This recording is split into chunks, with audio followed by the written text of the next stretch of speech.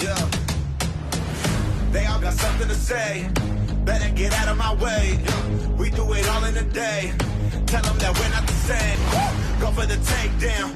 Levels to this not the same now. Taking them out, better stay down. Been giving them balls like a playground. Oh yeah, and you're gonna know my name. I've been an animal. I see the fear in your eyes. Move like a cannibal. Yeah, I'm ready to rise. Hard like I'm flammable. I got the fire inside. Run like an animal. I'm ready to rise.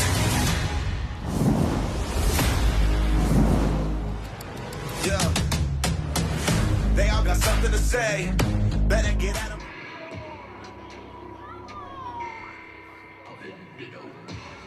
From New Orleans, Louisiana, he is the writing on the wall, Christian Noir. Welcome to Ryse Pro Wrestling, February 11th of 2023. My name's Aminata, being joined by the esteemed Ty Cross. And Ty, what an opener we have on this monumental evening. I had not seen the rundown before the show began. I did not know we were opening with this contest. I am so excited. What an absolute banger to start this show. The former grand champion. And introducing his opponent, from the Players Lounge, via Hempstead, New York, towering in at a legit 6 feet 9 inches tall, he is the urban playboy, Pretty Boy Smooth. That man that you're seeing right there, ladies and gentlemen, the former grand champion, Pretty Boy Smooth, was unstoppable at the top of the card for nearly 1 year. But the man in the ring, the sick and sadistic Christian Noir, played a key role in PB Smooth losing that grand championship. Pretty Boy Smooth has a few bones to pick with that Ryse locker room, but it starts first and foremost with Christian Noir, like you said, the man that directly and indirectly cost him the Ryse Grand Championship when he tried to cash in his opportunity at the anniversary event. Now And I'm gonna ask you something. Get a little revenge here. I'm going to ask you something, Ty Cross. Look at the look on the face of Pretty Boy Smooth. He's angry. He's angry, and he looks like he's putting on some size. He looks bigger and stronger, I think, than I've ever seen him before. There is clearly a vendetta, and rightfully so. It's an opening matchup, but the emotions in this building are already very, very high. Is that premier athlete right there and former grand champion steps into the ring here. I mean, you got to think he's just been angrily hitting the gym now for the past 2 months. I haven't seen Pretty Boy Smooth since the anniversary event. Of course, IndyWrestling.us bringing you this broadcast opening bell here once again, February 11th of 2023. You can feel it. You can feel this tension right now. And we discussed the demeanor of Pretty Boy Smooth. You can tell Christian Noir is enjoying the animosity that is brewing inside that squared circle, as immediately Pretty Boy Smooth trying to assert his size and reach advantage. But I don't know if Noir wants to strike with Pretty Boy Smooth. Certainly not. I've been on the other end of strikes from Pretty Boy Smooth. It's the last place you want to find yourself in a Ryse wrestling ring. Noir being bullied around right here. And maybe, just maybe, this will be the fire that Pretty Boy Smooth needs to be reignited to bring him back to that grand championship. Because after that dominant reign that PB had for nearly 1 full calendar year, you have to think he will be in prime position to challenge for that championship sooner rather than later if he can rack up some victories here. When you have 2 contenders here the two most recent contenders in 2022 for the Ryse Grand Championship. You got to think this could even act. Oh my goodness! This could act as maybe. I can't even finish my sentence after that. A de facto #1 contenders match. You got to think when the matchmakers look at this, because both of these men were at the top at the end of 2022, and both got felled by Edric Everhart, and neither have gotten a chance back at the champion. So there's a lot on the table with this matchup. Certainly aside from the animosity. A very pivotal contest, to your point, in the rankings Absolutely. for that Grand Championship. Absolutely. Because Noir was a guy in 2022 that many of us pegged as a potential future Grand Champion. And was almost a future Grand Champion. We were almost right. Look out. Oh, we went for the miss and didn't get it. PB Smooth had that move scouted. That is what cost PB the championship. Huge suplex, and not falling with it, but using the force and the strength to throw Christian Noir to the mat. As athletic as Pretty Boy Smooth is, you're seeing the cerebral side that he brings to his game plan, because he knew to have his eye out for Noir, and that missed, because that missed, as we said, is what cost PB Smooth the championship originally. Oh, there we go. Hung him up on the top rope. Christian Noir now looking for a chance to rebound right to the knee. And this is how unorthodox Noir truly is, using his body as a weapon, a true kamikaze. But it's also it's a tried and tested game plan for an undersized opponent against someone the size, the height of Pretty Boy Smooth, to go to that knee, to go to what is a long target. And that's what a knee is on someone as tall as Pretty Boy Smooth, the leg. It is a giant target. Noir using the ring as a tag team partner. It shows you how dangerous this guy is, because he will hurt you from any angle.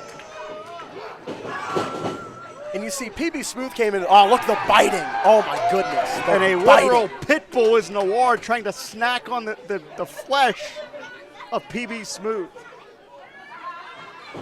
But you gotta wonder, did Pretty Boy Smooth come in here with too much animosity and take his eye off the ball?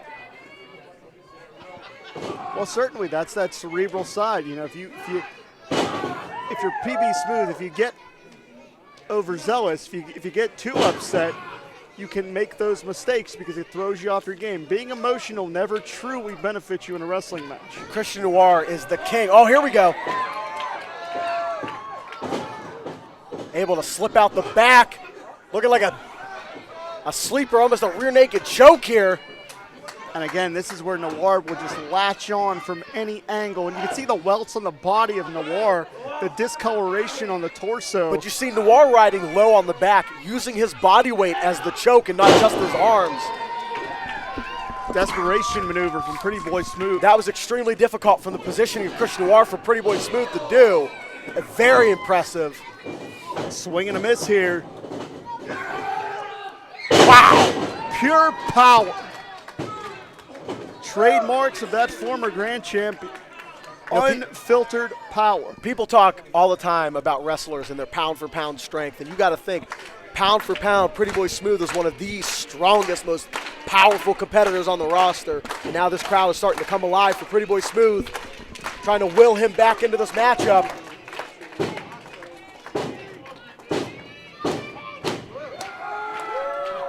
Now we're seeing that intensity unfold here. And this is just pure physical domination. And Pretty Boy Smooth not giving Christian Noir any time to recover, staying on his opponent. And PB Smooth is pouring on the offense here. Wow, the power. There is a real argument to be made for PB Smooth as potentially the best pure athlete on the Ryse roster. The size, the strength, the quickness, the athleticism. Quickness and speed, two different intangibles, and he's got them both, but especially the quickness. The man moves so well on his feet for his size. Plus he has all the God-given gifts to go along with it. Look out. Jumping knee strike from the Ward. May have caught PB Smooth in a temple. Bottom drops out. Right in the temple, followed by the DDT. Oh, I thought that was a kill shot there. I thought that knee to the temple followed straight up by the DDT was going to be enough. And the targeting of that knee strike was no accident, my friend. That was pinpoint. That wasn't a coincidence. Noir knew exactly what he was doing, and that's what makes Noir so dangerous, because he always has a plan. As physically gifted as we've seen Noir inside the ring ropes, his mind may be the most dangerous weapon that he possesses. He went for the mist again. Caught PB Smooth off guard. Now that was interesting. And again, Huge shining wizard there. targeting the head again that time. Extremely interesting. You see move to counter move to counter move. Chris Noir going for the mist again, knowing that PB Smooth had it scouted, ducked it, and Noir turned that into a roll up, which then he turned into the kick. Amazing wrestling. And this is a rare occasion that Pretty Boy Smooth is in some physical jeopardy, but not for long, as the head of Noir ricocheted on impact, and Noir may be out cold. That baseball bat-like forearm is the ultimate equalizer. Christian Noir doesn't know if he's in Uniontown or anywhere else at the current moment. Wow! Unbelievable. And Pretty Boy Smooth is on a mission, ladies and gentlemen. Point proven. The winner of this match, as a result of a pinfall, the Pretty Boy Smooth. Are we looking at the next #1 contender for the Ryse Grand Championship? It's going to be interesting to see where Pretty Boy Smooth goes from here. On a night where we have big-time implications for Ryse Pro Wrestling, I believe Pretty Boy Smooth just put everyone on notice.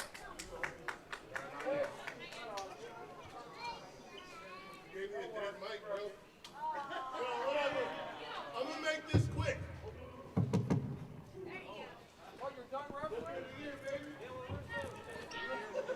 Hey yo, March 11th, I don't care if it's Everhart or Brian Pillman Jr.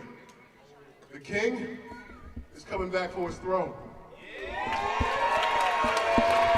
There we have it. His intentions are made clear.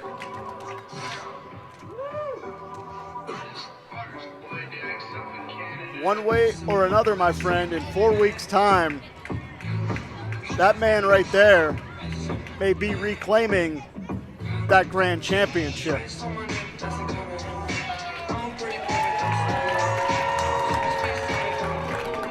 You ready? Let's do it. Introducing first, at a combined weight of less than your mother, the team of Johnny Norris, magnificent Gerard Garrett, and the shining diamond of professional wrestling, the great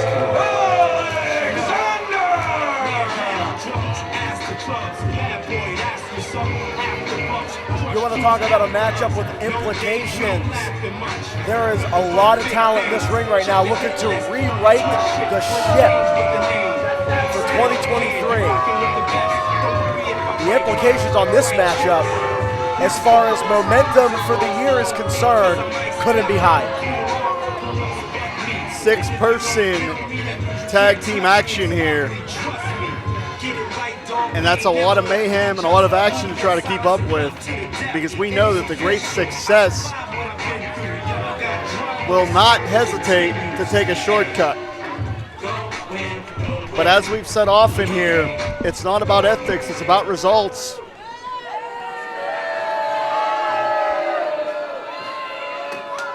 And from what I can gather, I think great success is putting some money on the Eagles this weekend. And introducing their opponents.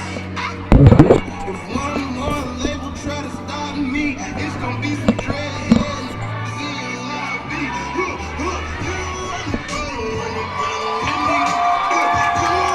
The team of the Bearcat, Peacock, the Appalachian Werewolf, Tyler Lux, and the Iceman, Tony Johnson. We've got a Bearcat We've got an Appalachian werewolf. And we've got an Iceman. Only in professional wrestling, Ty Cross. Listen, I'm vibing right now.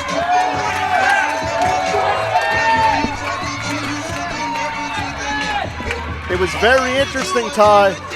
Keith went on social media. They said that 2022 was not their year, both individually and collectively. But everyone in that ring right now is looking to reassert themselves for 2023.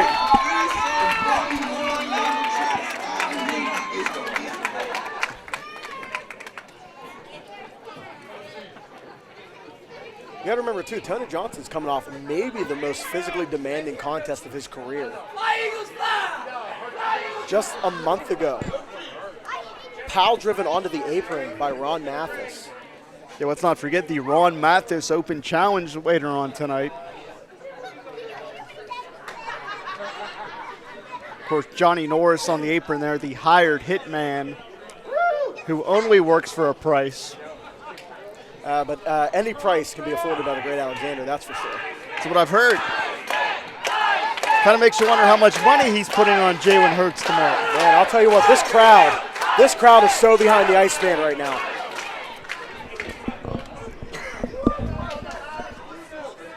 Well, we've seen from all three of those athletes on that team, they have in their own way really become adopted by this Uniontown faithful here, being Keith Haught, Tony Johnson, and Tyler Voxx.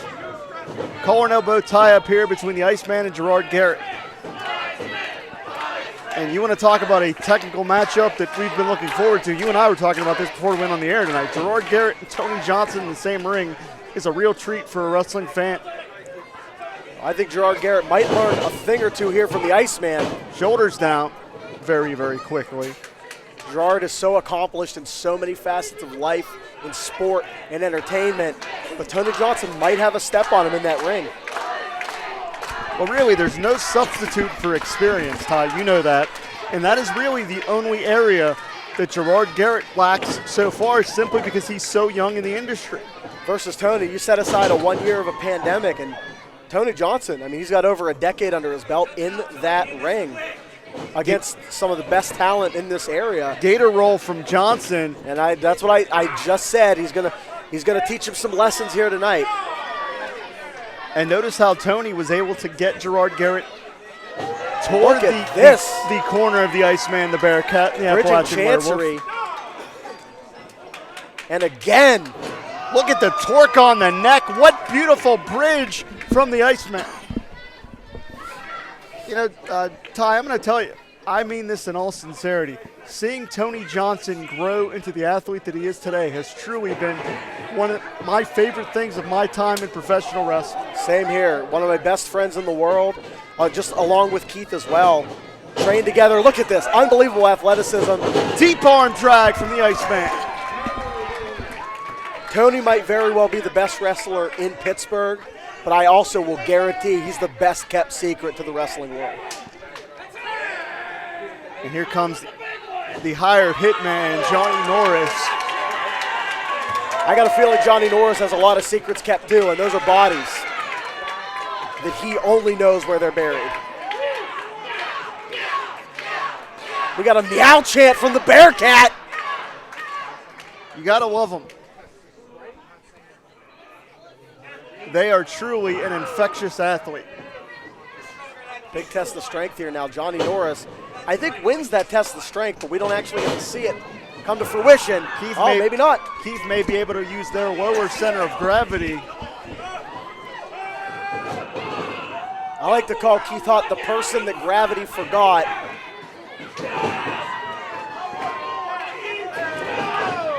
Strike that.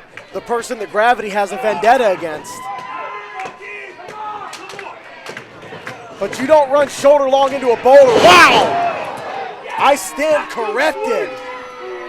Norris elevated himself, and it's very rare you're going to see an athlete that big move quite like that.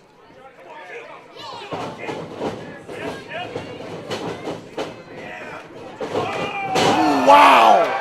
That is a losing battle every time. You try to go body to body with Keith Haught.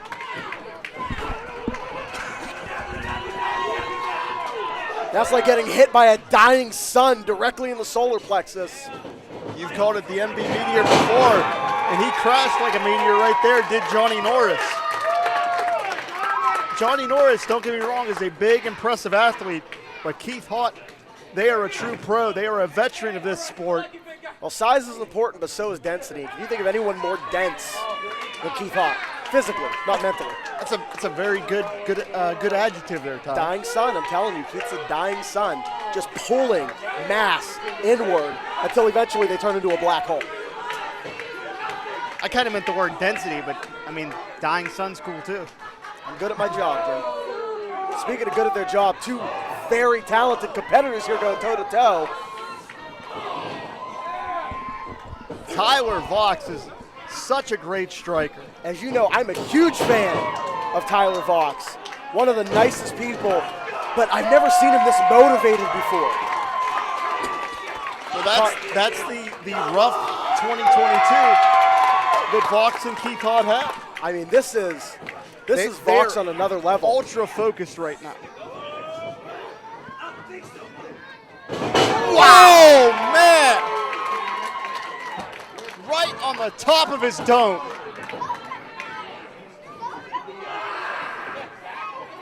When the great Alexander wakes up sometime next week, someone tell him what the score of the Super Bowl was. That was an unbelievable succession of maneuvers.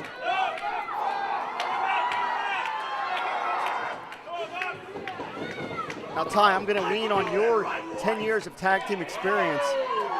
How does a six-person matchup differ from the standard tag team bout in trying to cut the ring off and such with the extra competitor on the apron?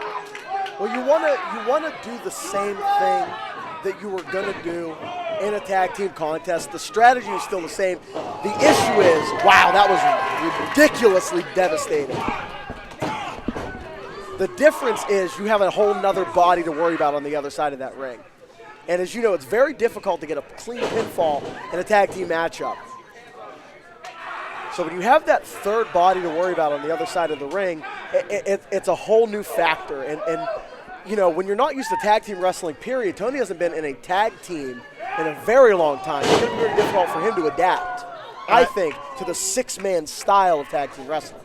He almost uppercutted that horrendous mustache off the face of the great Alexander that time. The Tony Johnson European uppercut is the hardest strike in pro wrestling, I believe. It's the hardest I've ever been hit in my life. Voxx one's back in. This is intensity. Voxx is directing traffic out here. I'm going to pick him up. You're going to super kick him.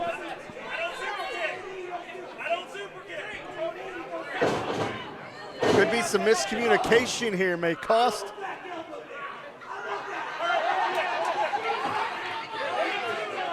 Trying to call an audible here.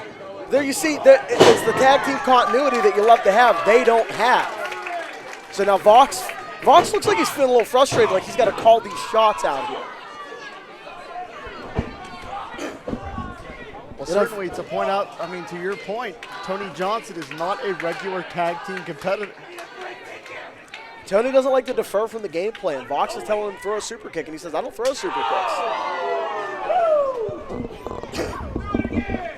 Keith Haught putting a hurt on great Alexander, and they get blindsided. And Alexander put all of his weight into reversing that Irish whip, and it paid off. I mean, he committed fully to that. Had that not worked out, he would have been in a prone position for Keith to really take advantage of this matchup.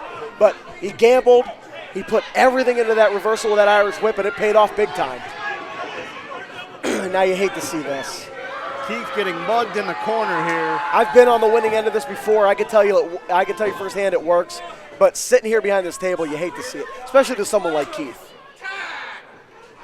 A person who is just an absolute rules follower, rules lawyer in D&D, loves the rules. To see him broken against Keith, it's a little tough to watch. And now you're going to see Gerard Garrett actually just pick Keith apart.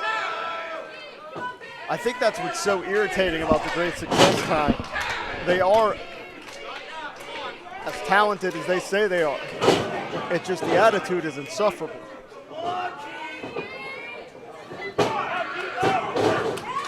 But you know they're so good. Ryse Wrestling is just going to have to suffer the insufferable because they're not going anywhere anytime soon. Too much talent. Now Keith fighting back. And unfortunately, they're in a bad way right now. They're in the opposing corner. And it's Tag Team 101. It's not where you want to be. Keith's hung up. Choking and then raking on the shoulder. And Voxx is not doing his team any favors here. Voxx is hurting his own team here. Phantom audio tag, courtesy of Jeff Gorman. Tyler Voxx looks like a man possessed tonight. And Johnny Norris going to look to... And now we go back to what I was talking about earlier, the density of Keith Haught. Keith is not a long person, so that is a very difficult stretch for Keith to find themselves in. And certainly the low center of gravity, absolutely. In some ways it's a benefit, in other ways it can be a real negative. I mean, that is just compressing on the spine.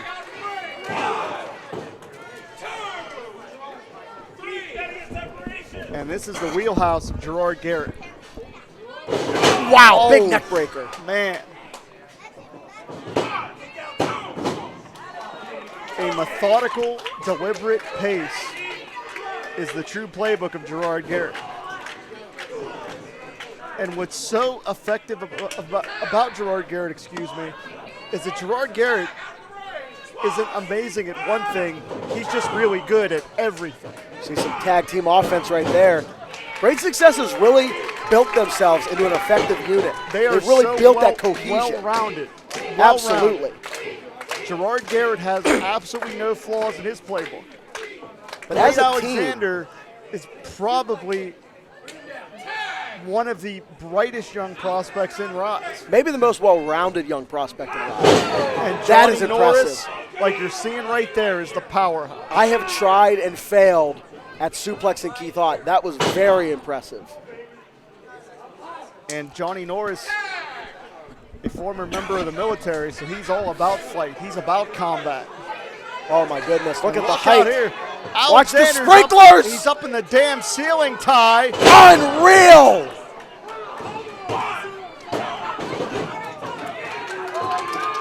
This extensive sprinkler system almost came crashing down around us.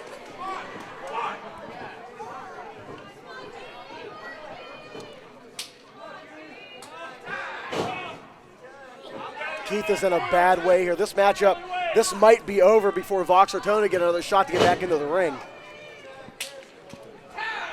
Quick tag's the sign of a true tag team.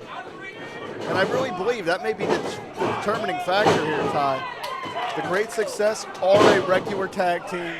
Tony Johnson, a guest star with Keith Haught and Tyler Voxx in this situation. And Voxx and Haught have been a tag team for a long time, but even their continuity, I feel like, hasn't been exactly where it needs to be. They're maybe only a page away from each other, but they've just not been on the same page.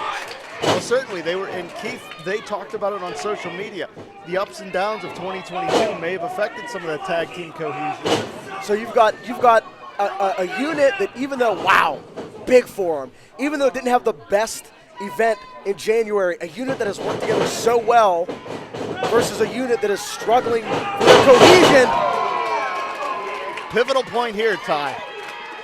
We're going to find out just who will have the advantage toward the conclusion of this matchup. This is a pivotal time. Who is going to make that tag? Now who will have the advantage going forward? Luckily, Keith has ended up on the side towards their partners. Keith has to try to roll. But as you said, they don't have those long limbs that Johnny Norris had.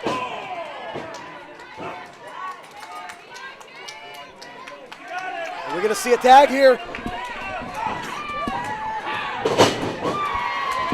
And it's Tony Johnson.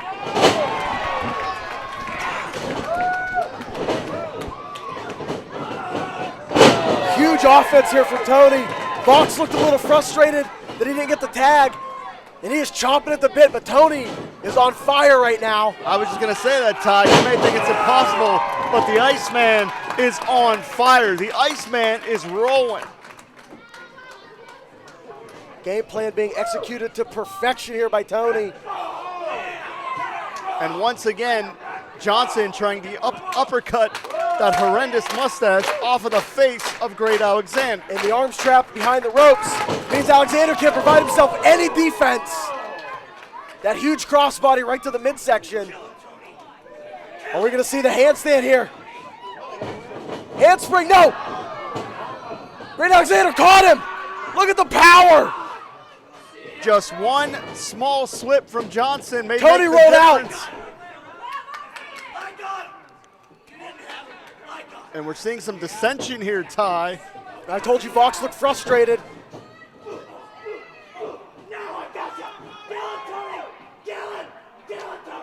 We are seeing a different side of Tyler Voxx here. Oh, man. Unbelievable! Tyler Voxx, you can see the eyes. The lights are on. Nobody's home. Tyler Voxx is completely out of it here. Tyler Voxx has no idea where he's at. Voxx tried to play quarterback, and the proverbial snap goes over his head. The Iceman hits the floor. I believe Keith, Keith was also pulled off the apron by the great Gerard. They may have been taken out on the outside here. This is the worst place Voxx can find himself. Oh man, look out. Oh, a thud. Bouncing on impact. Nasty impact.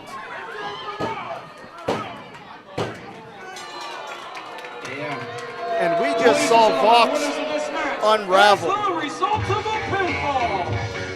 The Great Alexander, Johnny Norris, and magnificent Gerard Garrett. The great success. What you saw there was the importance of cohesion and unity in a team. And that is not what we saw from the side of Voxx, Haught, and Johnson.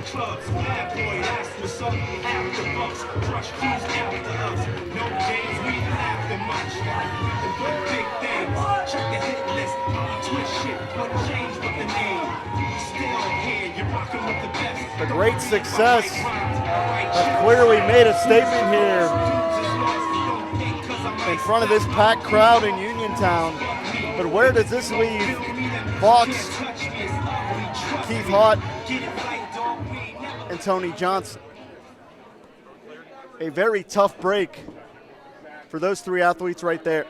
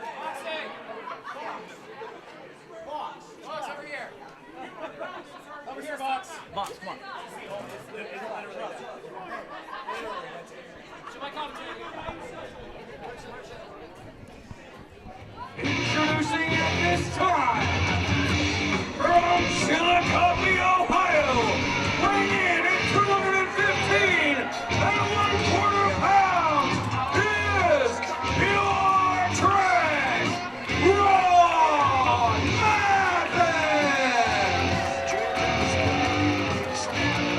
Ron Mathis coming off a gigantic win the last event against Tony Johnson. As unorthodox as Ron Mathis. Oh my goodness! As unorthodox as Ron Mathis is, he is making a statement each and every time he steps into a Ryse ring.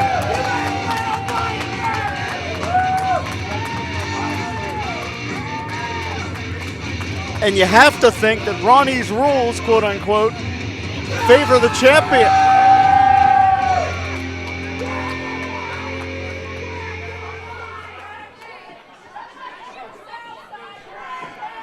Get on your feet for Pure Trash! I'm listening to him. I'm standing up. I'm not messing around with this. I don't know if you know this, but every single person in here right now is in danger. Because this next match is going to be contested under Ronnie rules.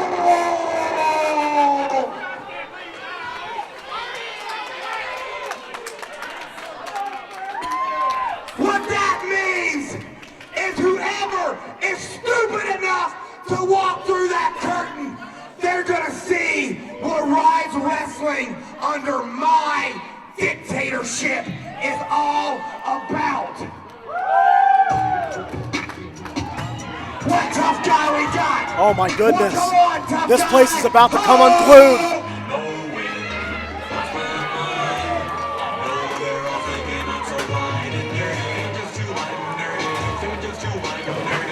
Lewis the Nerd answers the call.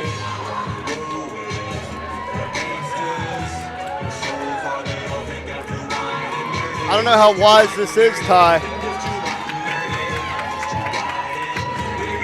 It's been a couple months since we've seen Lewis in a Ryse ring. At this time, from Cambridge, Massachusetts, the lovely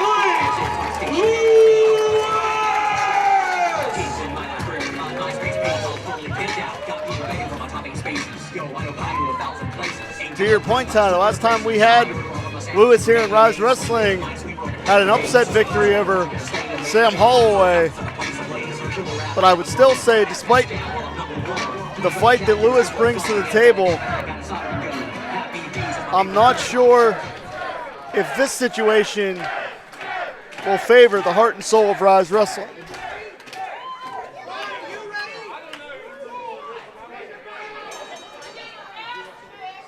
There's the bell here. The Ron Mathis Open Challenge has been answered by Lewis.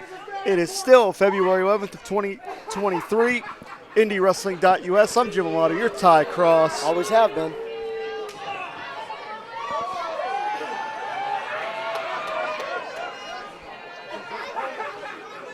And I don't think that Ron Mathis quite realizes that Lewis is no joke, man.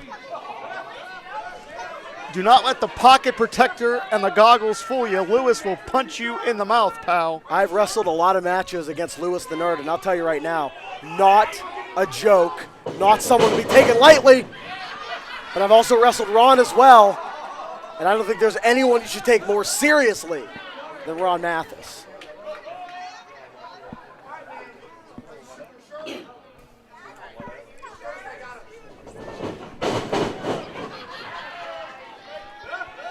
Lewis showing a little quickness here.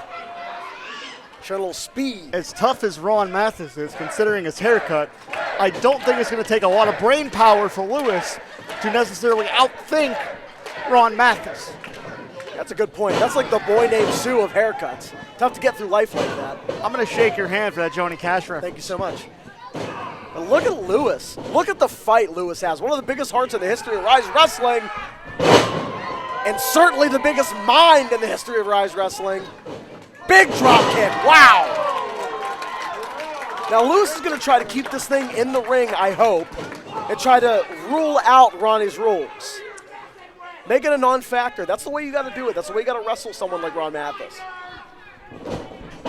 If you fall into his game, you're going to punish. You're going to get punished for it. And one step ahead is Lewis here. Lewis is actually 6 steps ahead. He's a genius. And you're right, Ty. Lewis is going to have to keep this thing as traditional as possible. What's he pointing at? He's pointing at that steel chair. And this is what we just talked about. You want to keep it traditional. You need to throw that out of the ring, Lewis. Throw it out. Usually Lewis is throwing numbers around, not steel chairs. Ty, did you know Lewis tried to explain to me calculus before we went on the air tonight? And I said, brother, I talk for a living. I don't know how to do calculus. And there's the mistake right there. I don't know how to do calculus either. But I do know how to not get hurt. And that was not the way you do it. And I'm going to tell you what Ron Mathis knows what to do. He knows how to throw that chair. Oh, look out. Oh, no! STO on the apron, the spine bending on that ring frame.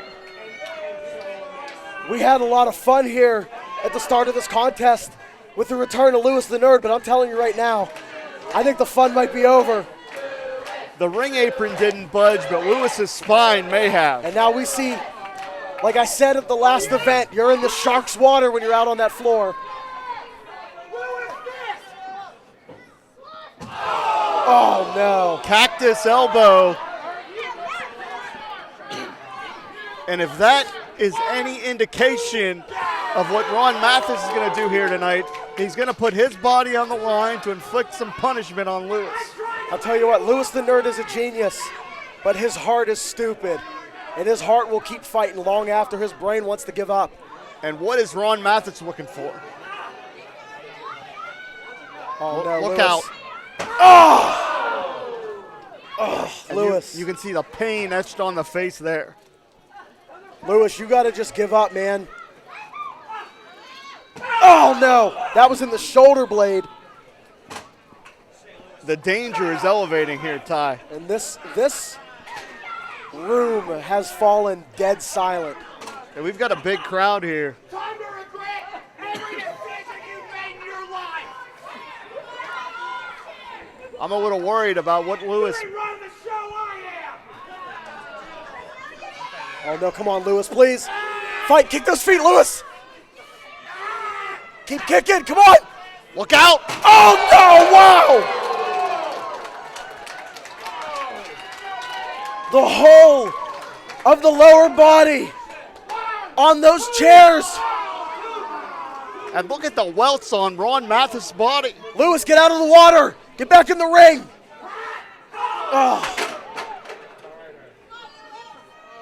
I hope that wasn't the last fight Lewis had in him. Oh, no. Oh, no. Well, that kind of illustrates itself.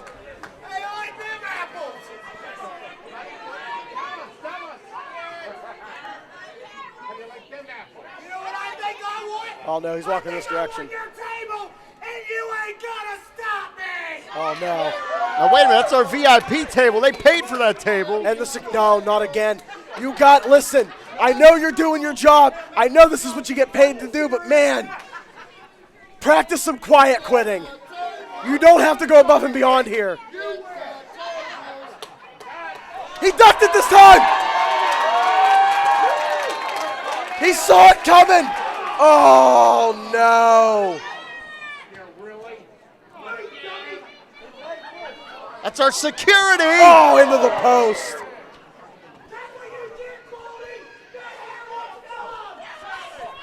Roll up by Lewis. This is it. Schoolboy.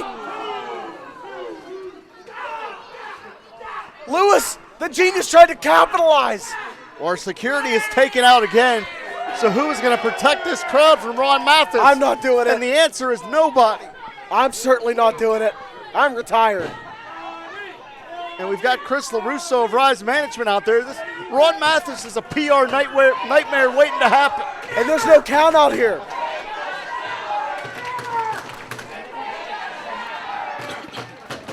I implore this audience, please Please stop chanting things at him and making him angrier.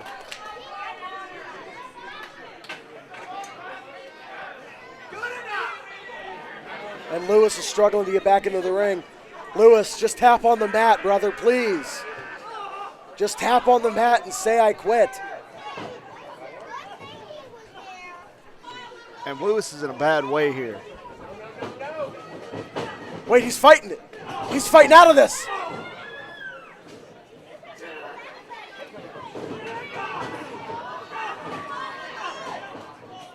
Oh, look at the right hand. And Lewis may be out of it right there.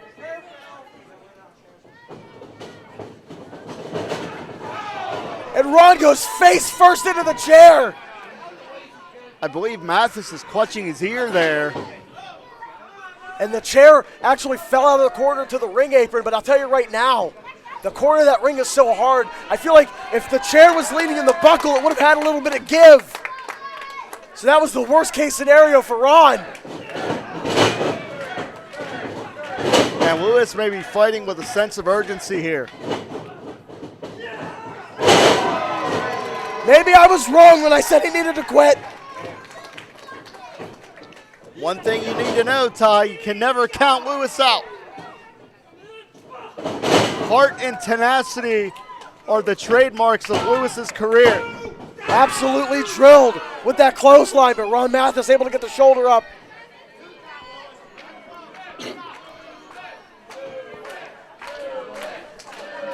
This crowd behind the nerd.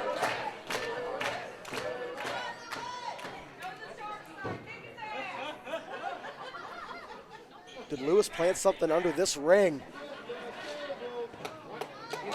It's a mystery box. What is in the mystery box, Jim? Well, Lewis knows because he knew where to find it.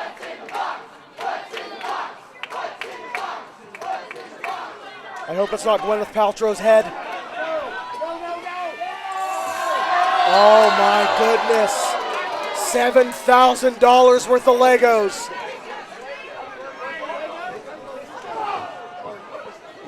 But did he take too much time, Jim? All the Lego aficionados are going to love this match. Well, one of these two competitors isn't, and it's looking like it's going to be Ron. If we see a superplex onto this pile of very expensive Legos, I am putting this headset down and I'm going home. This is dangerous. You think that's from Lewis's own Lego collection? That's Chachi's Lego collection. What are you talking about? Lewis, please hang on. Oh my goodness. Very precarious spot here. Piston headbutts. He caught him! Lewis! Oh no!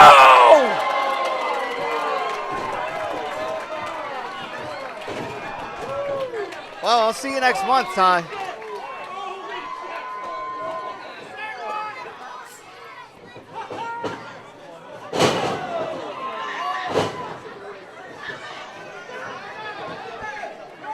He caught him with the code breaker, but Mathis rolled out of the ring, but this is false count anywhere. And Mathis gets the shoulder up. What else is gonna happen? What are we seeing here?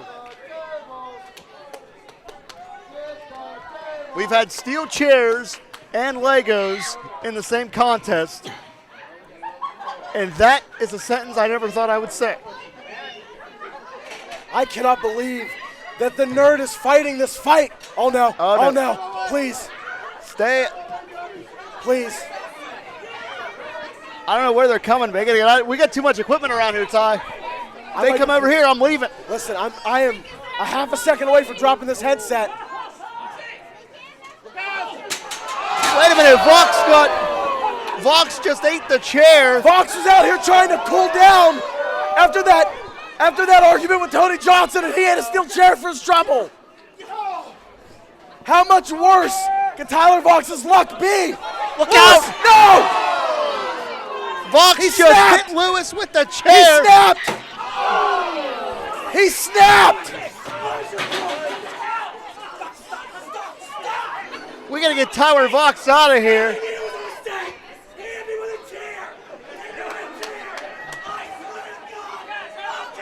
What is Ron Mathis doing? Look out. Voxx has lost his mind! Power driver on the floor! I am almost in tears! We need help out here. This is unbelievable! This is academic. We need help out here for Lewis. We need help. Lewis is hurt. Ty, go. Can you go check? Somebody go check on Lewis is hurt. All right, turn the music off. We need help for Lewis. He's not moving at all. Ty, don't move him. Wait a minute. We need the doctor out here.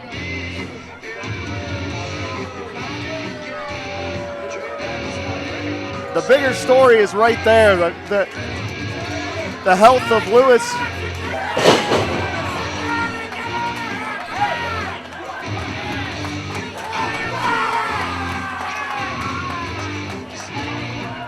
But one way or another, Ryse Wrestling may be turned upside down for the foreseeable future because of that man right there, Ron Mathis.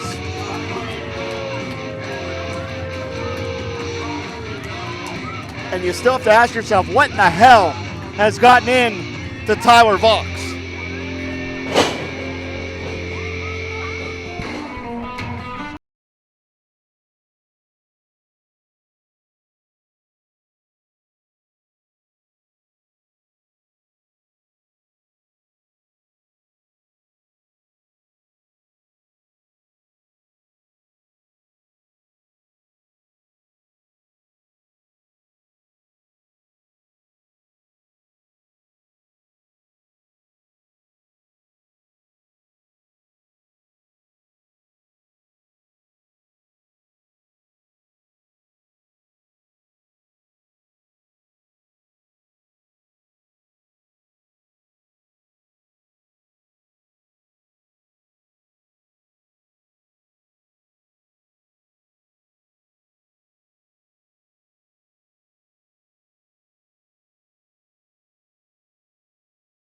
I'll tell you that, man.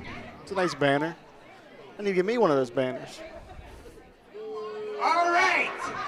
Shut up. I heard that. Welcome to the first episode of Giving Him the Business, baby. Now, I'm sure you're wondering what's going on. What is this? It's a talk show. You're all dumb. I get it. I'll explain it to you. My name's Jeremy Kobert.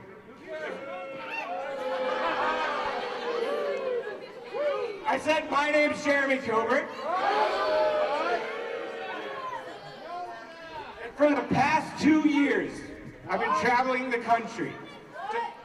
Don't you do that. I've been traveling the country, honing my craft, becoming the best wrestler I possibly can.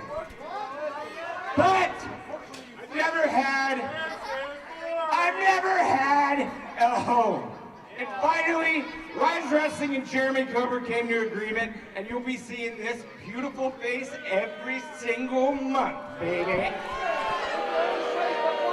Well, Ty, we know who this is. Kobert has a reputation, I'm going to be but asking the hard-hitting questions, so without further ado, let's bring out my first guest, Brandon K.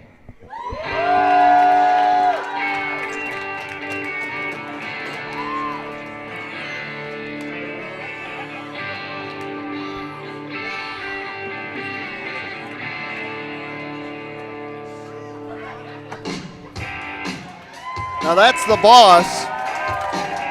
We know Kobert's in the ring, but this is not on our lineup here tonight. This was not a scheduled match, quote unquote, obviously. So this is all news to me. This crowd loves to hear that familiar music that'll get you thrown off so many YouTube channels. The boss himself, Brandon K, brings this crowd alive. Every time he steps through that curtain, they love him here. The man who built the stronghold from the ground up and has defended it against so many evils.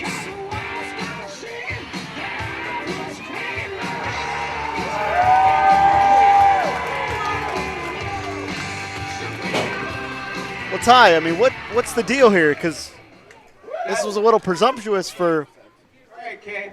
You know what? Screw the chairs. Jeremy to just give himself some time on our show here. Because I'm here. Okay. He's going to sit down because he's a bum. Well, let's get into the hard-hitting question. You're the owner of Ryse Wrestling, correct? Yes, I am. Yes, he is. But you're also a professional wrestler, correct? Very good. But is it true that you're extremely old? I mean, you could say that. Well, yeah, some say that. Some say the oldest man alive. The Mike Tyson of hard-hitting questions. Some say it shouldn't be wrestling. So do you think you still have what it takes to wrestle somebody like me or anybody in the back, a young, good-looking guy? You? No problem. Anyone in the back? I'll do my best. He'll do his best. He'll do his best. What an idiot. You're bored? Well, here we go. The question that everybody wants to know. Why'd you bitch out against Lee Moriarty?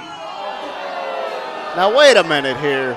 As the old saying goes, them's fighting words.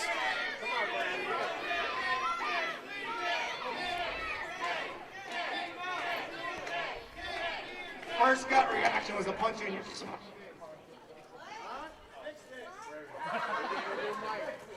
Hey, listen, if Kobert's mic is broken, that's amazing. I've known this guy 2 minutes, and I'm going to punch him in the mouth. It is a valid question. The reason is because I got pneumonia mixed with asthma. And if I had came out here and worked the league in front of you hard working, paying fans, I could not have given you 100%. I couldn't have given Lee 100%. And that wouldn't have been fair to Lee, and it wouldn't have been fair to these fans. So we're still going to do it. We just postponed it for a little bit. Sounds like a bunch of BS to me, but whatever. The real question is, what's next for Brandon K? This is my last year. All I know is any challenge that comes my way, I'm going to accept it. Oh, really? Whoa. No way. Well, wait a minute. I know what we've got on the screen here, but this can't be. I didn't see him in the back. You've got to be kidding me. Well, we see him right there. That's the Neon Ninja, the truly international global star. That's Facade. Facade is a nearly 20-year pro in his own right, and Facade has been to more countries than we have time to name on this broadcast. Japan, India, Pakistan, England, Mexico. I am at an absolute loss for words. Facade is here in Ryse Wrestling. This guy is a true globetrotter. He is in incredible condition as well. I haven't seen Facade in years. This is why you have to be here live. Ty, you and I have been in this building since early afternoon. Neither of us saw Facade, but we're seeing him right now.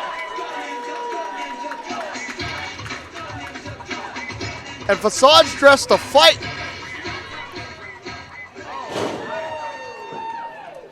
If I'm Jeremy Kobert, I'm getting out of that ring. The Neon Ninja. The Neon Ninja at Ryse Wrestling. What are you doing here?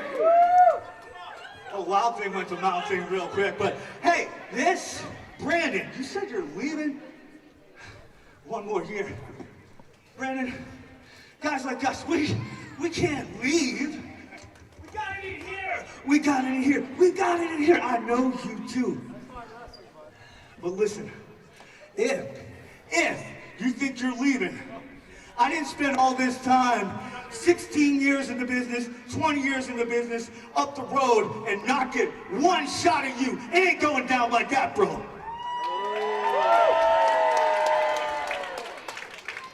So next month, Facade and Brandon K. Is that what I'm hearing? I'm giving them the business? Is that what you people want to see?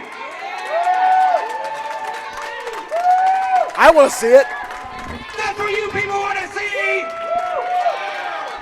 I'd pay to see it if they didn't pay me to be here.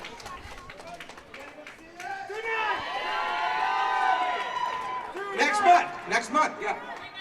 Brandon's got to formally and officially accept. I don't think what he said earlier stands. Well, like you said, I'm getting pretty old, so why wait? Why don't we just do it right now? Oh, are you kidding me? I'm giving you the business the first episode. I booked this match. How cool am I? You guys are idiots, but this is going to be great.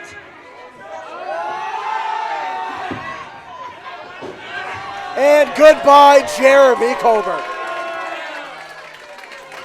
I will We're say, going to need a ref. he very impressively did make this match happen. Got to give him props for that.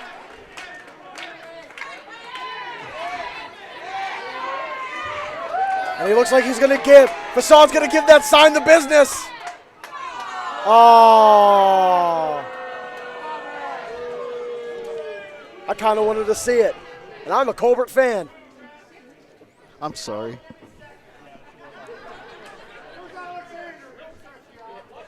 Well, clearly Brandon was not expecting a matchup here. Facade was.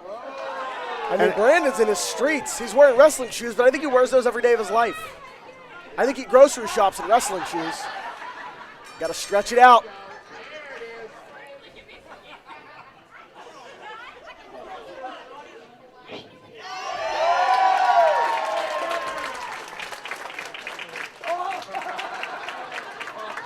I hope the crowd doesn't chant, "You still got it" at Brandon K, because the man never lost it. I can't believe this is actually happening. This is official. Sorg, we're going to go. I guess it is official. This is happening. Collar and elbow tie-up here. Facade against Brandon K. First time ever. Waist lock from Brandon. Facade grabs the wrist lock. Bars the arm to get the advantage. Takes Brandon down to the canvas, who works his way back up to a vertical base. Reverses the wrist lock of his own. Backs Facade up. Shoots him in. Look out. Wow. Elementary but effective. Facade out immediately. Back down to the canvas. I got to tell you right now, as a competitor, I've never gotten to share the ring with either of these men. I am so jealous right now. I mean, this is two bucket list competitors for me, and I'm watching them go toe-to-toe for the first time. Brandon K has been a true cornerstone of Pittsburgh. Facade has been a cornerstone around the globe. And here on February 11th of 2023, we're seeing them impromptu matchup at Ryse Wrestling. Kind of gives you that wrestling itch a little bit, Jim. Brother, I'm staying right here. But Facade up, over, and out of it, man. What an acrobat. How agile, how innovative is Facade? Facade is probably the most innovative wrestler Pittsburgh's ever seen. Facade generates offense from each and every angle, which is why you can see Brandon trying to employ the elementary but effective technical side of this sport to keep Facade guessing, to keep Facade off balance. But we know that Facade is so well versed at the technical style himself, studying quite literally around the globe. Up and over goes the Neon Ninja. Lucha pass. That's that Mexican influence right there. But Brandon's wily, I'm telling you. Notice he transitioned from the body lock into the front chantry. You control the head, you control the body. So impressive, too, to put on the brakes from that leapfrog. Not give Facade the second to turn around. Facade trying to sit his way out here. Gonna bar the arm, get back up to a vertical base, and try to employ some leverage against the wily veteran Brandon K. Top wrist lock into the back heel trip takes Facade down to the canvas. Wrist lock here. Facade might be an innovator, but Brandon K is a scientist in that ring. Yeah, notice working from both sides of the body. That is an international aspect of professional wrestling. Shoulders down. And Look Brandon at these pinning combinations. controlling with the body lock, trying to hang on, compress the rib cage, and restrict the breathing of the Neon Ninja.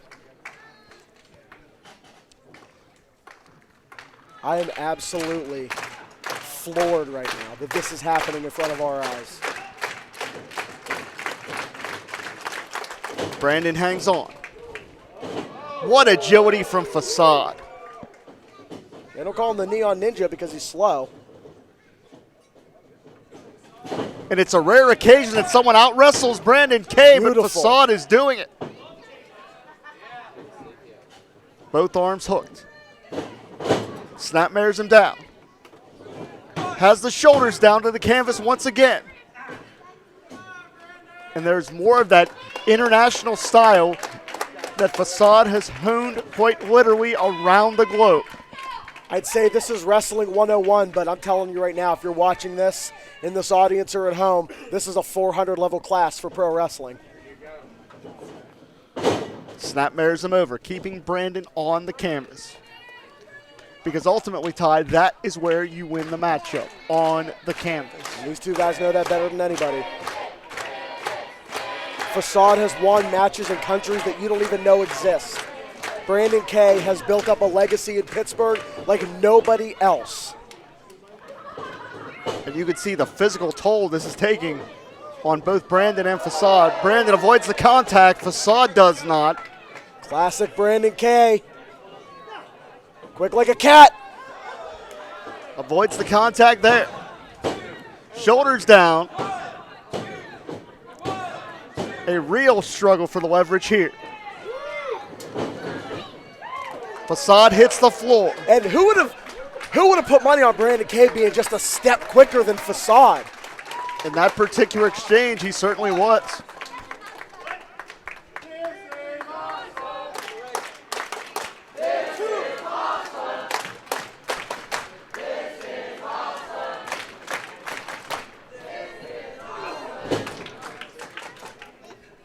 Facade goes up and over, rolls through. Brandon could be going for that K driver. Facade out the back door. Charges in. That's a maneuver from the Ultimo Dragon Wait a playbook. Oh, I thought Brandon had it scouted. But Facade had Brandon scouted for having it scouted. And now Brandon's got Facade scouted again. Double springboard Beautiful. drop kick. We've talked about how innovative Facade was using the ropes to generate that offense. Nobody can scout that, I'm telling you right now. And Brandon K is not safe out on the floor.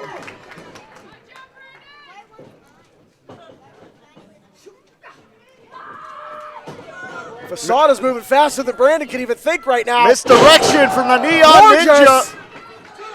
The K-Rana almost picked up the victory that time. And I want to note, too, how unexpected this actually is for Brandon. Brandon's not even wearing a singlet underneath of his streets. He's not wearing a singlet. You would think if he was really expecting a matchup, Wait a he minute, would have Ty. some kind of wrestling gear on, but he is, oh, you've got to be kidding me. No way. Oh, Facade, look out! The great success are going to ruin this damn matchup. I got to be honest with you. Official has declared this match a no contest. Those selfish jackasses are going to ruin this matchup. I got to be honest with you. I'm pretty apologetic towards a lot of the things they do. This one ticked me off.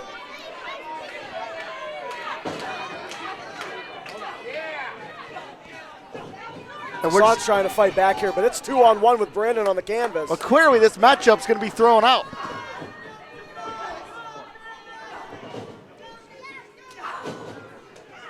And this is more of the great success, making this entire event about themselves. We're going to see a K driver.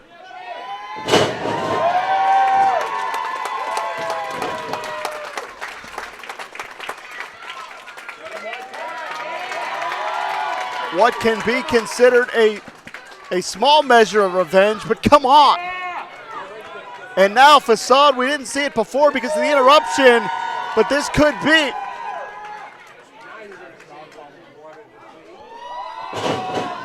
Unbelievable. The Neon Terminator. Oh, no. I was able to look down the aisleway, Jim. It's Johnny Norris. The hired hitman for the great success is here.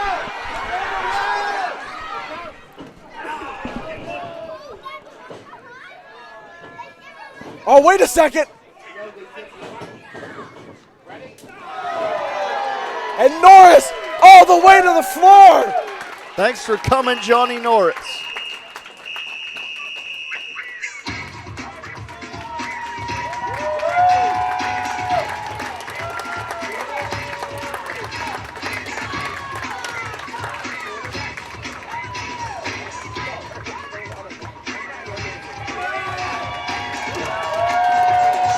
It wasn't the result that we wanted, but I'm going to tell you right now, that was a treat because what we just saw is two of the absolute best to ever come out of Pittsburgh, put on a hell of a clinic. And you can't always get what you want, but you get what you need. And we needed to see those two men share the ring tonight.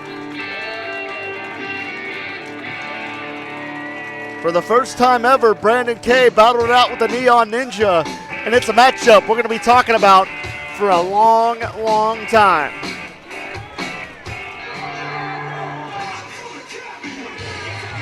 Introducing first, from Capital City, at a combined weight of 635 pounds, the team of Pat the Bruiser and Crosshairs Kelly, Warhouse!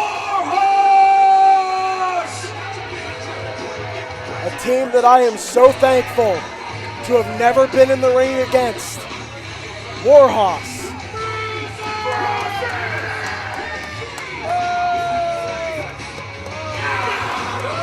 And I think it's pretty plain to see why I'm very glad. Look at the size of these two monsters stepping into this ring right now.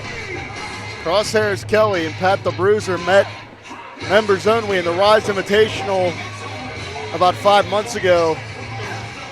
But the stakes are elevated even further than that, believe it or not, here tonight.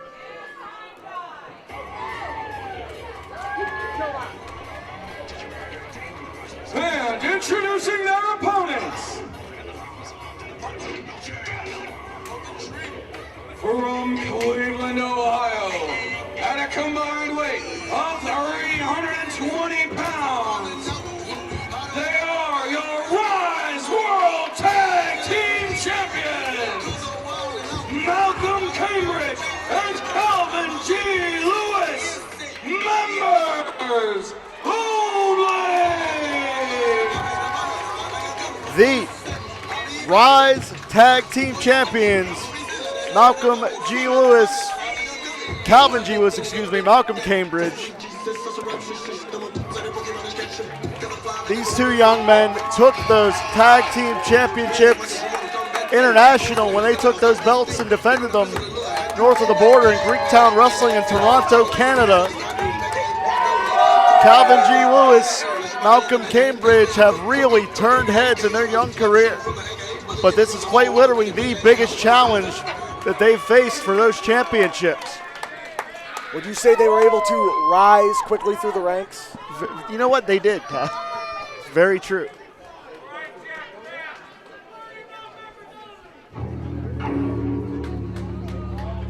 Oh, what is this?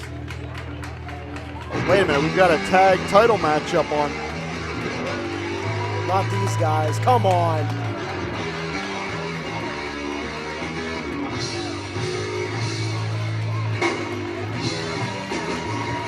Now wait a minute, that's Money Shot. Money Shot, that's Nostrum. Elijah Dean, Zach Nostrum.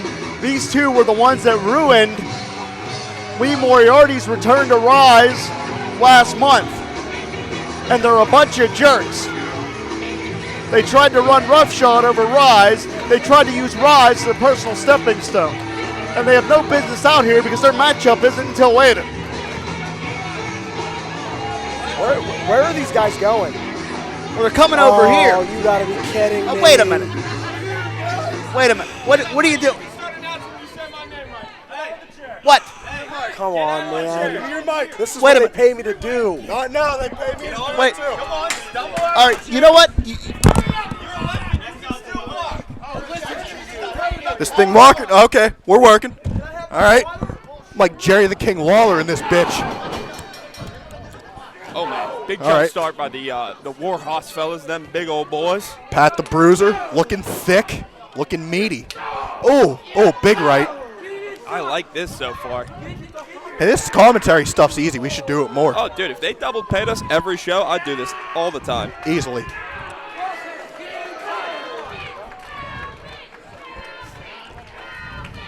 No real lookers out in the crowd. That's a shame. Oh, we got Pat the Bruiser just beating the brakes off this kid. Yeah, I heard what you just said. I won't lie.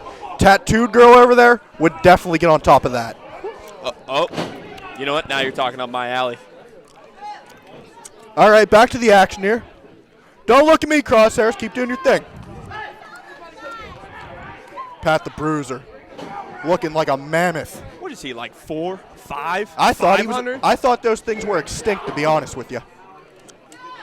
You know, I don't know if these young members only kids got a chance. I know they're the Ryse Grand Champions. They're world champions. They're all these, you know. World champions. They've been to Canada, eh? You ever been to Canada, eh? Yeah, about a million times. Oh, big chop. I could feel that from over here. Yeah, I wouldn't let that happen to us, but if it happened, I'd know what it would feel like, and it would feel pretty bad. Exactly. You know, we might see some new champions tonight if it keeps going like this. And to be honest, if we see some new champions, we'll see some new champions again in about a month because we're coming to get those titles. Yeah, I mean, eventually we'll get around to the titles. We got to take care of the Heart and Soul. I think that's what they're calling themselves. Heart and Soul. Poser, Cowboy, and some guys. Brokeback Mountain Part 2. I don't think Uniontown would like that movie too much. No. Speaking of breaking backs, we got Crosshairs Kelly in there. Speaking of breaking backs, tonight at about 2 a.m. at my residence. That's what I'll be doing. Whose water is this? Smart water. Just take some. Yeah, we'll take some water. I'm going to pour out this Pepsi because this stuff will just corrode your arteries. That's bad for your insides. Oh, big running knee. Who is that? Is that Malcom? Is that Calvin? That's Calvin, right? Let me check. Nah, this guy don't even got real notes. I think it's Calvin. It's definitely Calvin. Oh, you got to get him out of there, Nick. Come on. God, what school for officiating do we go to? Okay, I mean, I don't think my strategy would be punching the guy who weighs 290 pounds and stands Probably about not. 6'4". Probably not. Break him down. Break him down. You know, I think the members only, they just don't got the experience of it. They don't have the smarts. Oh, big chop. You can't let him do that. You got to fight out of it. Yeah, that's not going to happen. Look at this guy. Mean. Oh, I think he's going to load up for another one. What's Come on, his do name? another Crosshairs? one. He got him in the crosshairs, that's for sure. Measuring him out. Look out, nobody's safe. God. Malcom over there. He got to watch for that right. They've done that twice now. Now, this is really what you know. You don't want all that business in there. Both these guys at the same time. Oh, we got a couple fans chanting for members only. I don't know unless they're going to jump in there and help. I don't know how much that's going to do. Definitely not a lot of lookers in this crowd tonight. Only that tattooed chick. That's crazy. Yeah. We got to do better around here. More flyers and some good-looking areas. I mean, just flyers with us on it. I'm sure we'll help that Calvin out. firing back. Oh, boy. Oh, no. Oh, yeah. That's a long ride. Oh. You know, that got to be tough. A guy Pat's size, when he puts his body weight on you, that takes everything to kick out. No, I mean, obviously. And Malcom gets hit again. I don't think Calvin can bench press a lot, so he's got to use the hips, use everything he's got to get that big guy off him. What size shirt you think Pat wears? 5X? He might be past it. He might wear a 2Z. I don't know. He's at the big tall section. Oh. Smart strategy here, though. If you're going to be that big, use it. I mean, Crosshairs Kelly, Pat the Bruiser, they're doing everything correct. I really don't have a lot of critiques for them. Pretty good. Not as good as us, but they're pretty good. No, but obviously they come away with the tag titles here, which, I mean, I'm not going to call any conclusions, but they're handling this very easily. It's looking rough. It is looking rough. Oh, boy. Going to slingshot him in. No. A reverse. Oh, you got to step out of that way. I'd move. Oh, I had to move, too. Didn't get all of that. Oh, but he got all of that elbow, and that's all that matters. And that's a lot of elbow. Another pin. Where's these commentators at? They should be taking notes. We're really good at this. Now this is some strategy that Money Shot would employ. Wearing him down, make him carry your body weight, be a heavyweight. Just lean on him, dude. Lean on him. Lean on him a bit. Look at the frame of Calvin. You think he can carry an extra 290 pounds in there? Throwing those forearms in, cut right back down. See that one shot from Crosshairs Kelly, completely debilitating. Just for fun, he's going to throw a couple more in there. Just smothering him.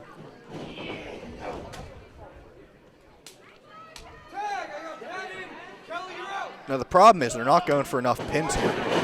And right back to Malcom. Malcom got to be smarter than this. They've done that to him 4 times. I mean, he might as well just sit in the front row this year. I wouldn't even try getting I'd back up on I'd pop a squat right in the front row, right by that weirdo with the scarf. Scarf guy's here? Hey, you know, he comes to every show. He sucks. I thought we got rid of him. Now, Pat the Bruiser not doing anything wrong.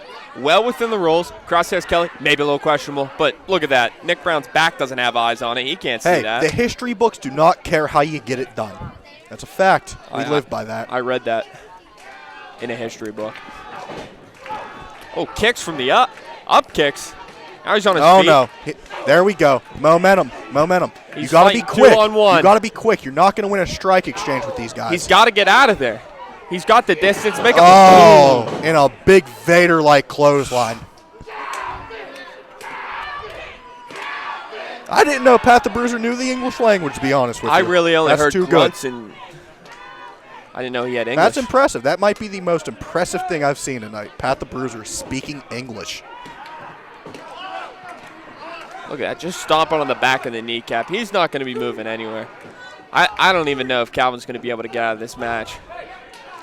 Malcom just can't even stand on the ring apron, just getting dominated.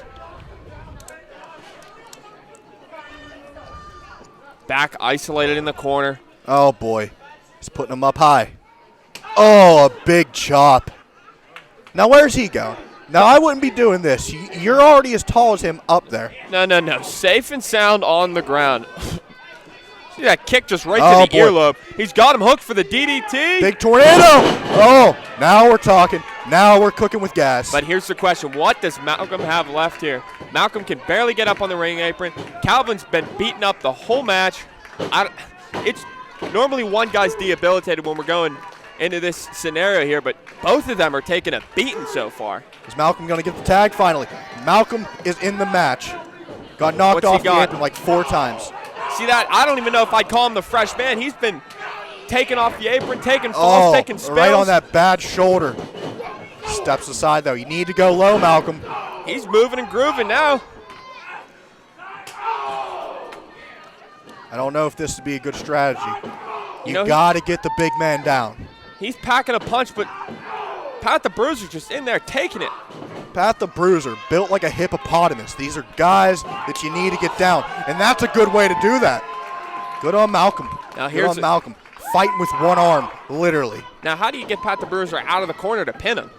I mean, there's a term, sack of potatoes. He might be a wheelbarrow of concrete to get out. See that? Malcom could barely cover the whole chest of Pat the Bruiser there. Oh! And this whole time, Warhouse has been on the apron. They've been in the ring. They've been taking these guys all over the building. I'll be honest with you. I'm editing a photo right now. I'm watching this match, and I'm seeing a lot of mistakes being made by members only. Now, commentary is super easy. It's very easy. Whoever complained about this or made this seem hard, they're out of their minds. Idiots. Dummies. Yeah. Shout out to our guy. LA, baby. LAX. We're taking the flight. Got to make that tag. Nick Brown, that was at least 25 seconds, dude. We got DQ'd. Erroneous behavior going on right now. Nice word. That's a vocab word. Oh, going for good the T. teamwork. Good teamwork there. Oh, use a big man to take out a big man. Pat the Bruiser's out. There we go. There we go, kids. They got Crosshairs. Off the top. Drop kick, crucifix bomb. On his shoulder. Can he get the cover? There he goes. Hooks the leg. Attaboy. What are you looking at? What are you looking at? What? What are you looking at? Wow. What is he doing? He barely snuck away from that one. We're calling commentary for this guy making it look good, and he's talking to us. He really thinks I can step through that ball. I step over the top. You know what? We're done here. Hey, look at those handsome fellas. Oh, who's these guys? Oh. Check that out right there. Look at that. That's a big guy. All right, where are those dorks? They can have their stupid jaw back. We won't take it from them. We might take their envelopes.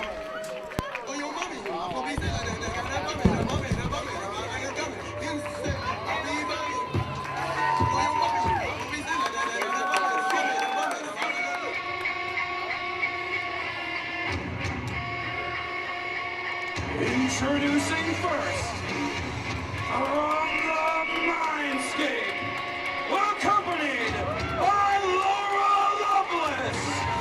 She is the Berserker, Scarlett! Second half of Ryse Pro Wrestling, February 11, 2023 for IndyWrestling.us. I'm Jim Aminata, being joined by Ty Cross, and I'm not going to justify anything that Money Shot did in our previous matchup. So we're going to move on here. We have women's action, and this is a matchup that's been talked about since it was announced. And that young lady right there, the walking rage herself, Scarlett.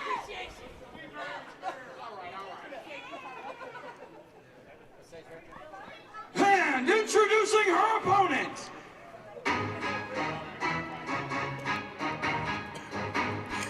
making her Ryse debut from Guinea, West Africa, Queen Aminata!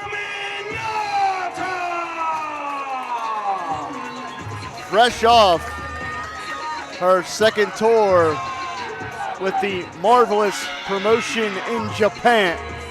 She is a young lady that speaks 4 different languages and is as traveled as she is beautiful, the ultra talented, the ultra confident, and the ultra competitive Queen Aminata.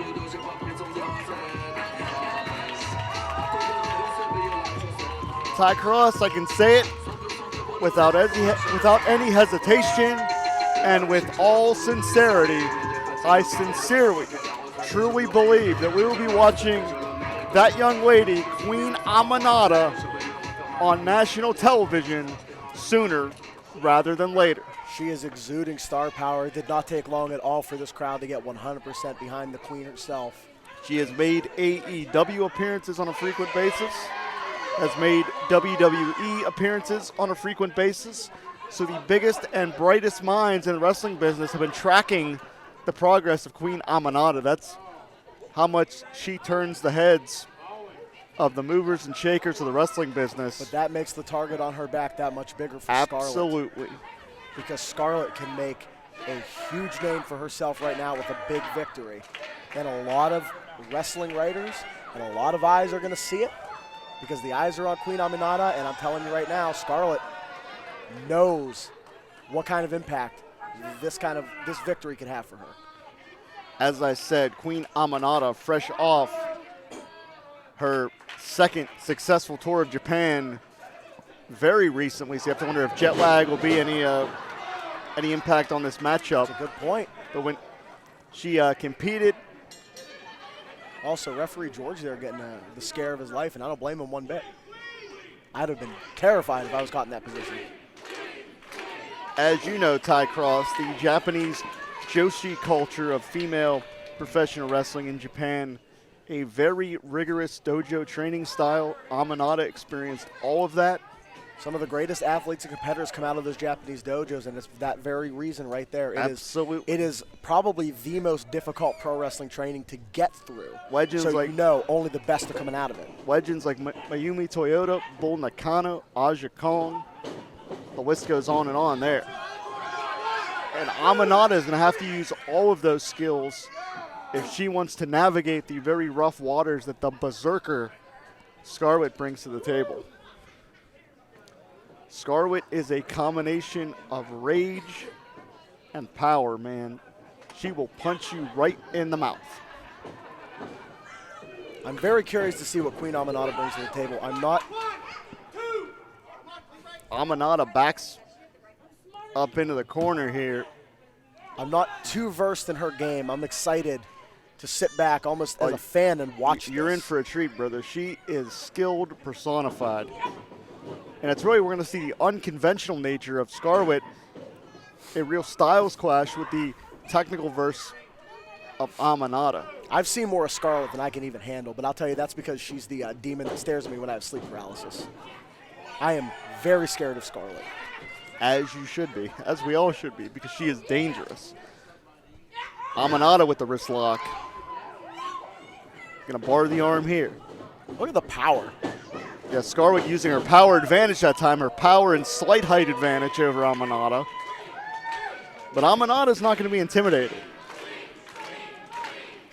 Aminata has zigzagged not only the country, but the world for this sport. She won't be overwhelmed by anybody, even Scarlett. And that's what makes this matchup so compelling. They're having a conversation here in the ring about who's going to hit the ropes again. Queen Aminata saying, stay here, I'm going to give this another shot. I don't know if anybody wants to play mind games. You cannot turn your back on Scarlett. A rare mistake from Queen Aminata, and it cost her very dearly that time. You can see her favoring her neck. That shows you, though, all the training in the world can't prepare you for the unpreparable, and Scarlett is nigh unpreparable.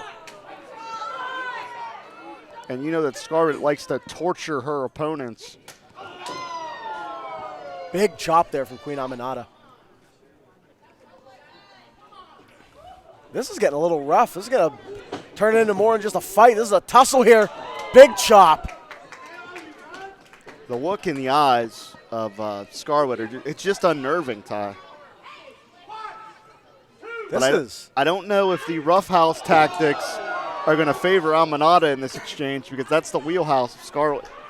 Well, I've noticed she's tried a couple different tactics here. She's tried out-quicking, out-powering. Now she's trying to go some hand fighting, and Scarlett just brings and she's trying to gouge the eyes of Aminata. Such a different animal in that ring that you're just not prepared for.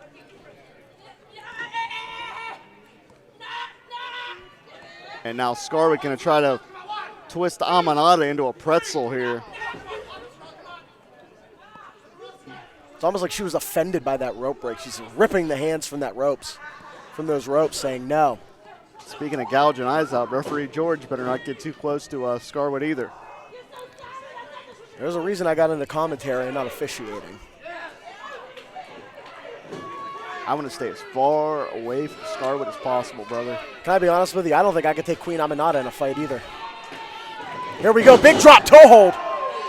Aminata with a leverage maneuver trying to out-technique Scarlett. Oh, that kick, man. My goodness.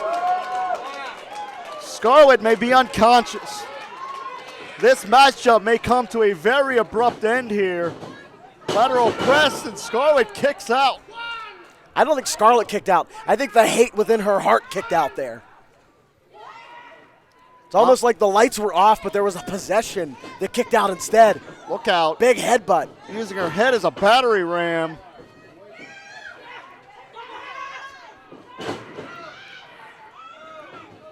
And look at that maniacal grin on the face of Scarlett.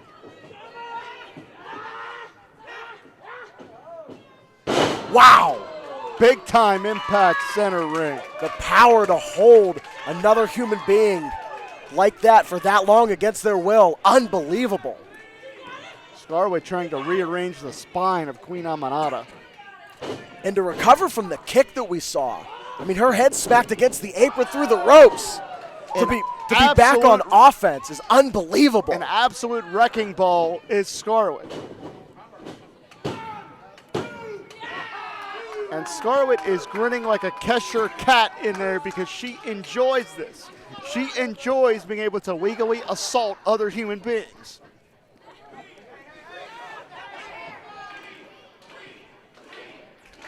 This crowd chanting Queen, Queen. Fully behind Queen Aminata. Looking for Uranagi here, but no. Aminata blocks it. Look at those back elbows. Still trying. Out the back door here. Almost was able to get that one. Wow. On the button. Pinpoint precision from Aminata.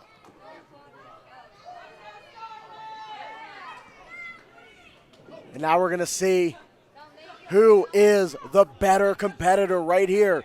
Nose to nose, forearm to forearm. This matchup has gotten very, very personal, Ty. Extremely personal. You don't want to challenge the toughness of another person like this, or should I say you don't want your toughness challenged, because this is what it comes down to. Who is the tougher competitor? And right just across the listen collarbone. To that dull thud. That's bone-on-bone contact. Just listen to this, Ty. Unreal. Oh, the cross chop to the throat. Scarlett said she had enough, but no. Queen Aminata fighting back. Look out. Aminata trying to rally here. Fisherman's Buster. Beautifully executed.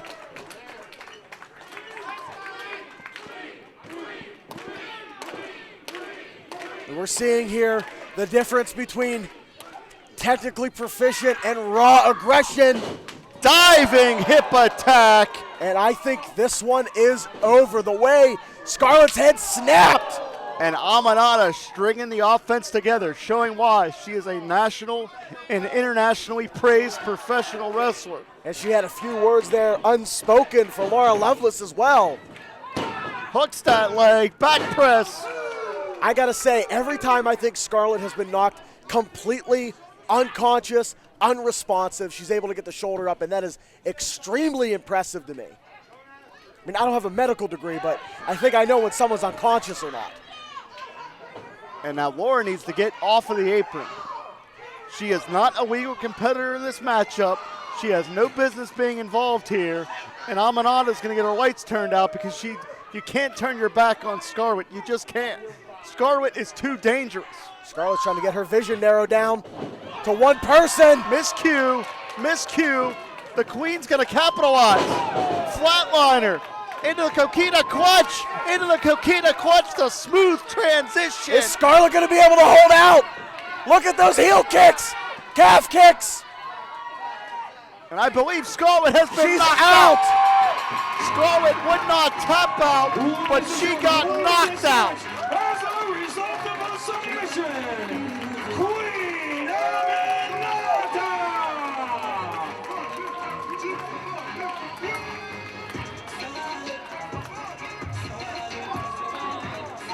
Scarlett refused to tap out, but she got knocked out. What a hellacious physical matchup, and what a debut for Aminata. Ty, there's only one thing that I can say to summarize what we just saw.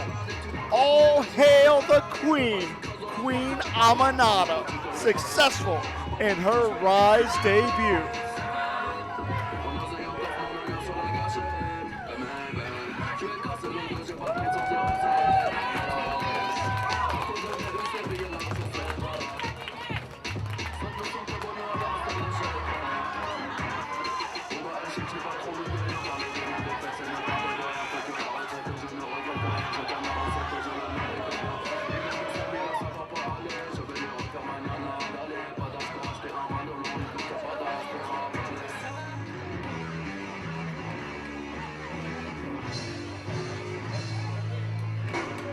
Introducing first, making their Ryse debut, the team of Lamanda, Elijah Dean, and Zach Nostrum, Money Shot! The men that made their presence known a month ago. One of the biggest potential signings in Ryse wrestling history. Not even potential, they're here, they've arrived. Money Shot is in Ryse Wrestling. I'm telling you right now, they're here to do some damage. Well, they interrupted us earlier, so I have nothing nice to say about these guys personally. Listen, if they felt they could do a better job, I'm all for letting them have a chance. Because what am I going to do? I'm retired. And these are two big, bad athletes in that ring right now. And one of the defining tag teams of Pittsburgh wrestling. Well, you trying to butter up to whoever you can to keep your job isn't anything new. I guess not. I know where the money's made. And introducing their opponents.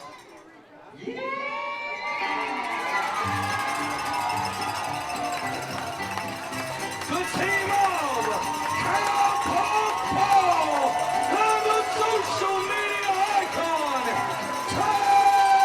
Jarvis.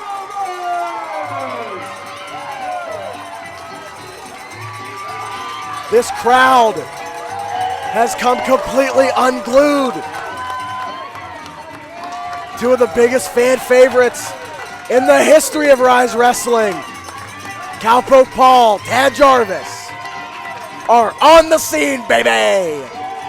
When Money Shot interrupted Ryse Wrestling last month, they ruined Lee Moriarty's return to Ryse, and he was in the ring with that man right there, Cowpoke Paul. Cowpoke Paul had his opportunity against Lee Moriarty ruined by Money Shot. So you can certainly think that Cowpoke Paul wants a measure of revenge against Elijah Dean, Zach Nystrom. And if there's any person that doesn't want this company disrespected the way it was last month by Money Shot, it is the heart and soul of Ryse Wrestling standing right there, Tad Jarvis.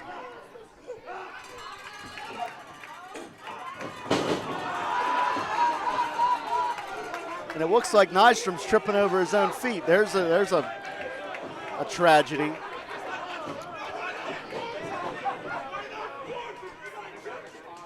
Looks like he slipped on a wet spot there. We need to get the brushes out here. Get the mops out. I thought I had bad balance, and I see Nystrom tripping over himself. And he's a jerk, by the way.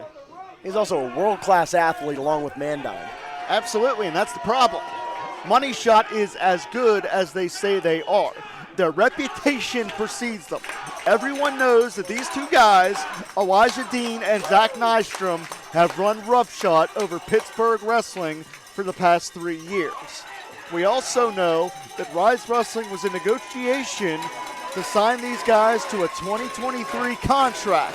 And before that contract could be signed, Money Shot, to take advantage of the situation, ruffled some feathers in Ryse. So now Ryse management had no choice but to give in to the demands of Money Shot to get them in the ring, because everybody in that locker room wants a piece of these guys for interrupting Lee Moriarty's return last month.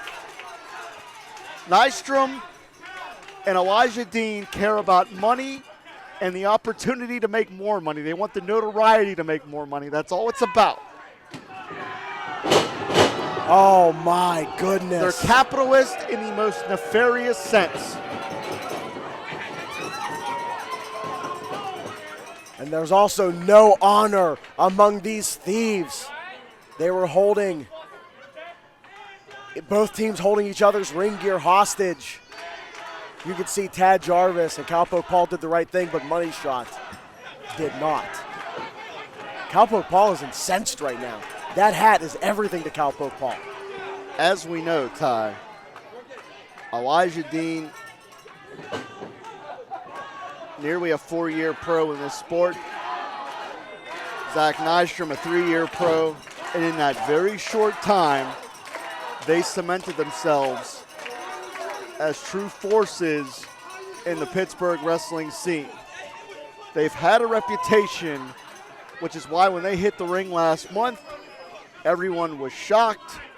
Everyone knew what they were here to do, and that's to exploit the opportunities that Ryse provides. And they've held some of the highest gold in this industry in Pittsburgh professional wrestling. So you know they got to have their eyes set on the gold here at Ryse. And on the flip side here, Ty, these guys wanted to pull the punk card of management. They wanted to force their way in on their own terms, but how much egg on the face would it be if Money Shot is defeated here in their debut in Ryse? This is potentially their biggest match in Ryse Wrestling because it's the first one.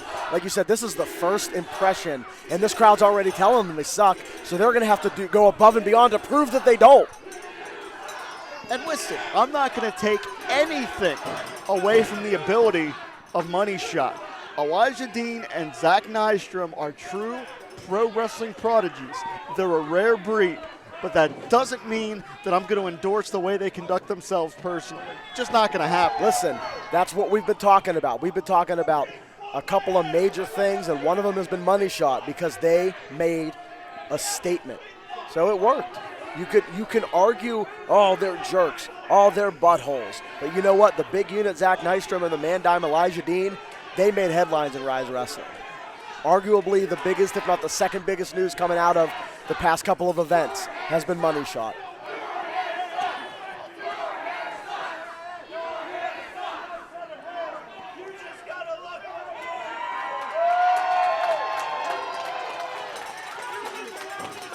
This crowd is so invested in this contest right now.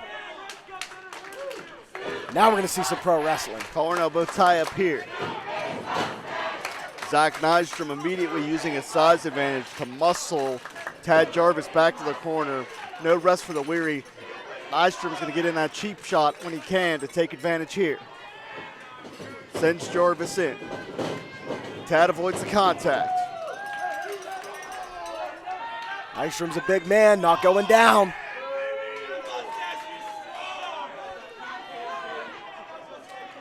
He's saying the mustache is strong, you can't argue with him.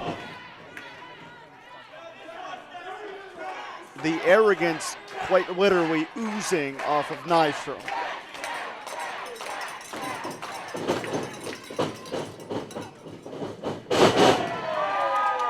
Tad Jarvis leaving his feet, but it worked. Adding that extra momentum, able to put Nystrom flat on his back. And despite not being a regular tag team, Cowpoke Paul and Tad Jarvis will have to be working on the same page here. Because as we know, Money Shot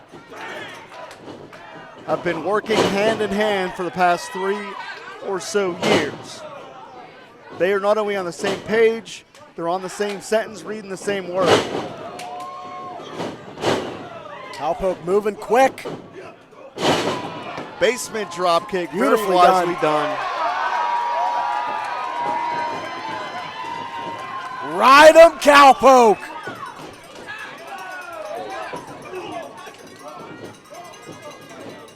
Look out here.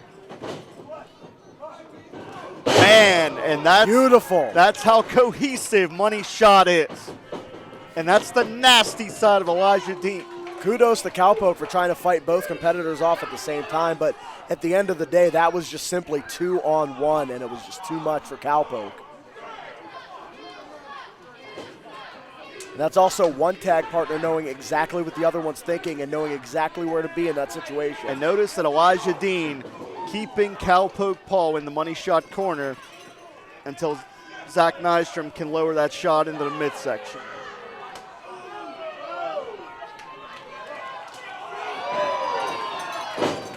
Nystrom did not like that. Turnabout was fair play, but right to the eyes. Fair play is not in the vocabulary of Money Shot. And if you don't believe me, the eye rake to Cowpoke Paul will wait a second. that point. Man dime. Accidentally chopping Nystrom, but then again to the eyes. Cowpoke Paul's going to be blind at the end of this thing. And this is so elementary but so effective because not only is Elijah Dean pouring on more punishment to Cowpoke Paul, Elijah Dean is also standing between Cowpoke and Tad Jarvis, making a tag that much more difficult.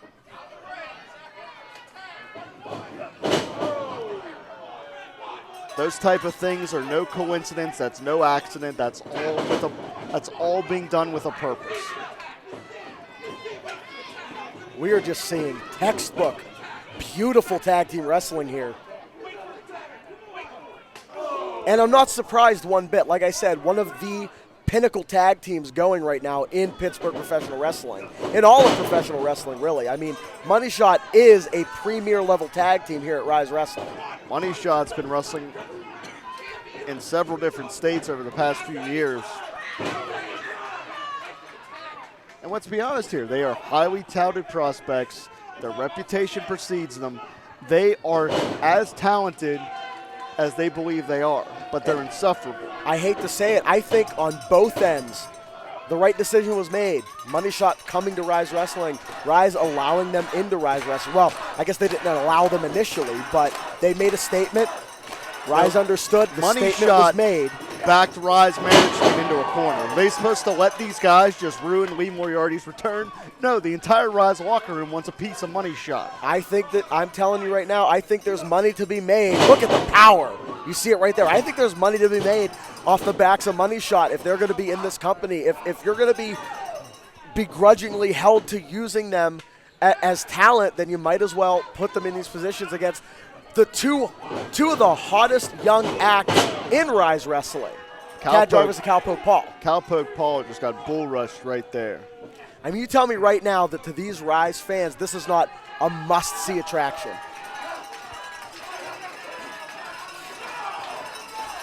And I think at the end of this, all of Pittsburgh is going to be talking about these four men.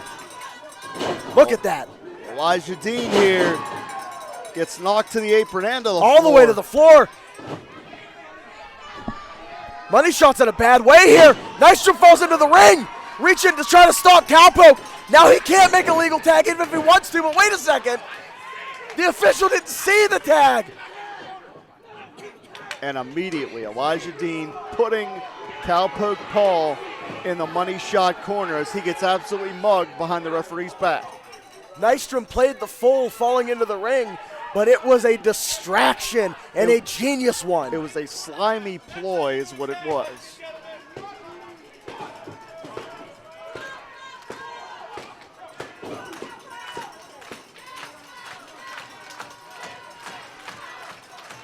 And these Ryse fans are going to try to rally Cowpoke, but I'm not sure how effective it's going to be.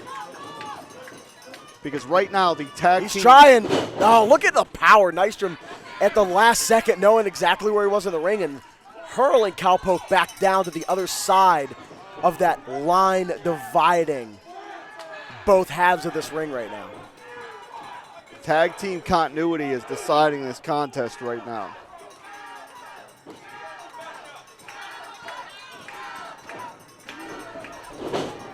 Mandime ducking the Enziguri. I think. Wait a second. Cowpoke out the back door. Tag! And let's hope that Tad Jarvis can rally here. He's trying with all his might. I have to say, I won't be heartbroken if Tad can put these guys through the canvas. Throat chop to Mandime, and then Nostrum eats a knee. Wow! Big back body drop. Roll up here. Shoulders down that time. Unorthodox roll-up maneuver, but he got the 2 count.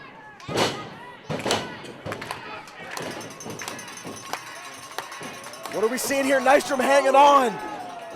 Tad got caught and paid for it. Huge Wow. lariat. Right across the nose.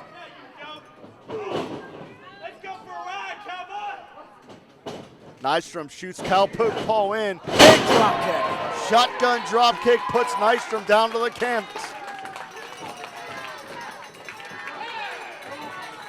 Tad Jarvis now the legal man. And now we're seeing some teamwork from Jarvis and Cowpoke Paul. Big back senton to break up the count. And how fluid Elijah Dean is inside those ring ropes. There's one of the many examples of the skills that he's bringing to this matchup.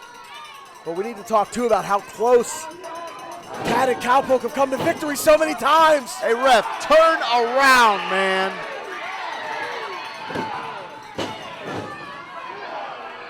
Masterful work by Mandime there, getting the officials' attention. And again, that's no coincidence.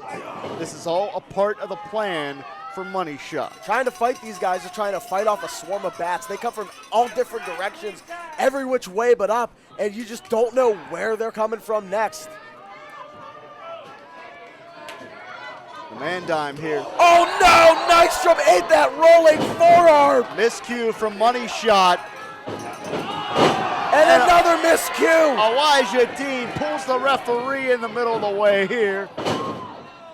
He hit that big front flip cutter. Where's the other official? Come on, we need, okay, we're on a monitor. Somebody back there get somebody else out here to count this thing. The problem is no one's listening to us because they know we're good at our job. They trust us. What the hell is he making a tag for? It's not like the referee's gonna see it. There's a thing called honor, Jim, and these two men have it. Oh my goodness, are we gonna see? Wait. Whoa, what is going on here? I thought Mandine was about to reach for the sky. Money Shot had an insurance policy.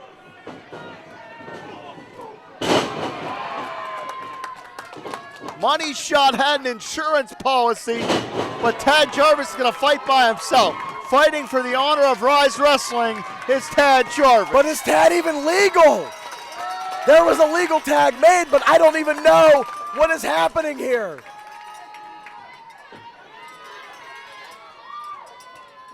Tad's going to try to do this thing by himself. Oh, he got caught. Big mistake. Wow.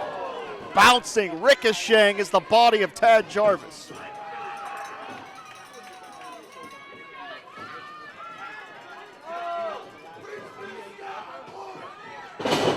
J Driller absolutely spikes Tad Jarvis.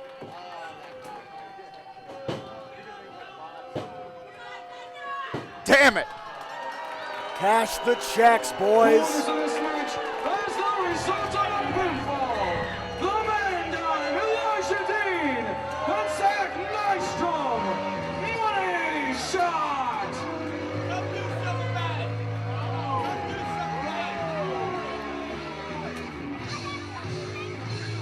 You have to be impressed with Tad Jarvis and Cowpoke Paul, but you can't sit there and tell me you're not impressed with Money Shot. As much as I hate to say it, and it pains me right in the middle of my sternum, but the bottom line is this. The game just changed around here, and it's courtesy of Money Shot. Ryse Wrestling in 2023 may belong to Elijah Dean and Zach Nostrum.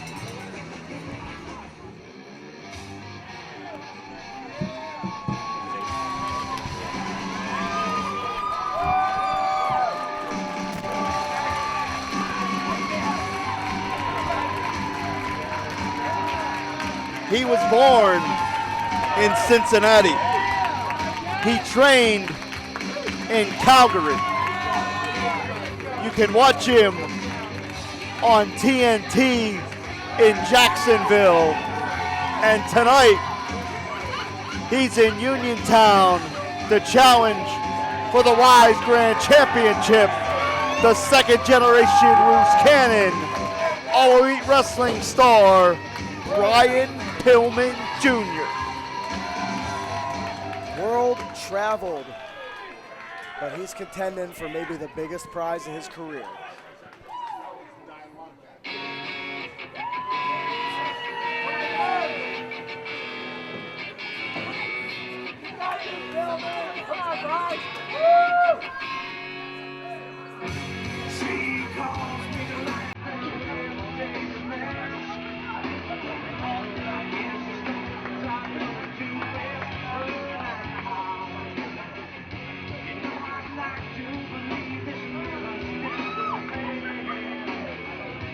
That man right there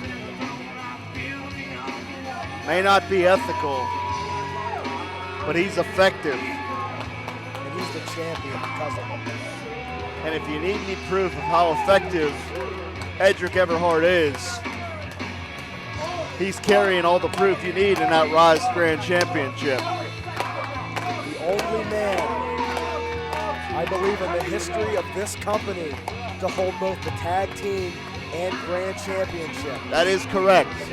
Edric Everhart is quite literally in a class all his own, as he has obtained all of the gold offered here in Ryse Wrestling. He has excelled in the tag team division, and right now he rules the roost, in the singles division as the Ryse Grand Champion. And you gotta think the only thing missing on his resume is a victory against a name perhaps bigger than his own. A name world-renowned right there, that man, Brian Pillman Jr. Many will tell you that Pillman Jr. was born to be a champion in this sport, and tonight may be the night. One-on-one matchup scheduled for one fall. It is for the Ryse Grand Championship. Introducing first the challenger from Cincinnati, Ohio, weighing in at 205 pounds. He is Bulletproof Brian Pillman Jr. And introducing his opponent from the south side of Pittsburgh, weighing in at 225 pounds.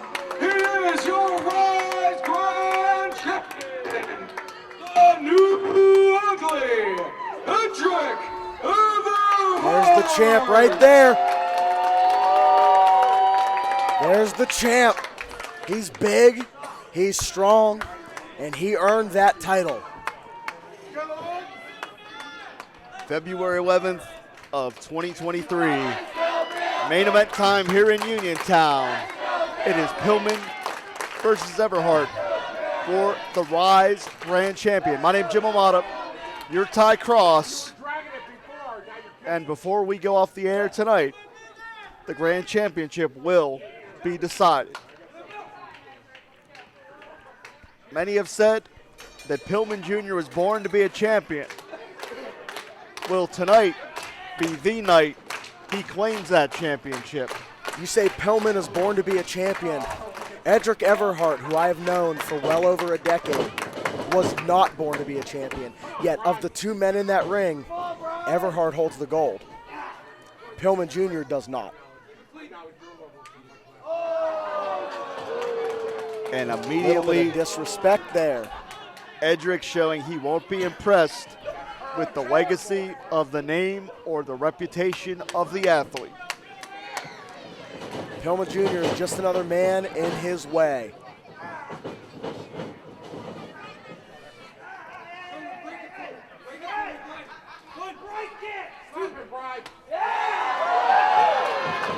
And I believe Brian Pillman Jr. just sent a message to Edric Everhart that Pillman will not be intimidated.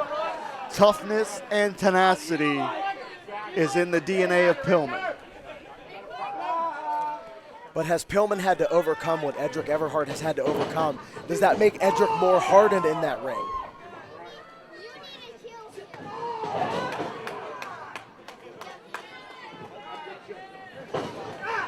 Oh, Edric caught that kick.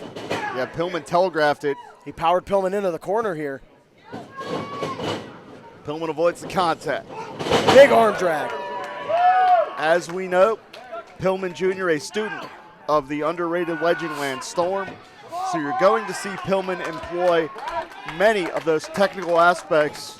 But I'm not sure that anyone, crucifix pin here, shoulders down, anyone will be able to truly prepare for the amount of shortcuts that Edric Everhart is willing to take. Everhart also took a couple of personal shots online towards Pillman in promos and such, and I'm telling you right now. Well, there's no low that Edric Everhart won't sink to, and that's what you really can't prepare for prior to any matchup. Is Pillman bringing that kind of negativity into this match, or is he focused on winning this title? This hammerlock's been held now for a long time, but Edric able to work his way out. Some damage might have been done to those shoulder ligaments there in that hammerlock. We'll see as this match continues. It's very early still. Some posturing being done. Pillman trying to work his way out, and he does. Lightning quick. Up and over here. Leapfrog from Pillman. Up and over goes Edric. Lucha pass. And Pillman was ready for it. One step ahead. Just one step ahead at this juncture of the matchup. But that one step, that is how ultra competitive these two are. That is how evenly matched these two are. That one step may make the definitive difference in the outcome of this contest. But does Pillman make a mistake not capitalizing with better offense there? He went with the disrespect, with the stepping on the back and stepping over, rolling out of the ring, taking a little time out, getting in the head of Edric Everhart. But should he have gone for a little bit more offense there? Is he taking the champ a little too lightly? We don't know. I'll tell you right now, you can't find someone that's got less confidence than Brian Pillman Jr. You're a coward just like your dad. Oh, wow! And I believe that Edric may have just crossed the line. That slap to the face. What a personal attack. I told you, Everhart is not against making this thing personal, but Pillman's still a step ahead here.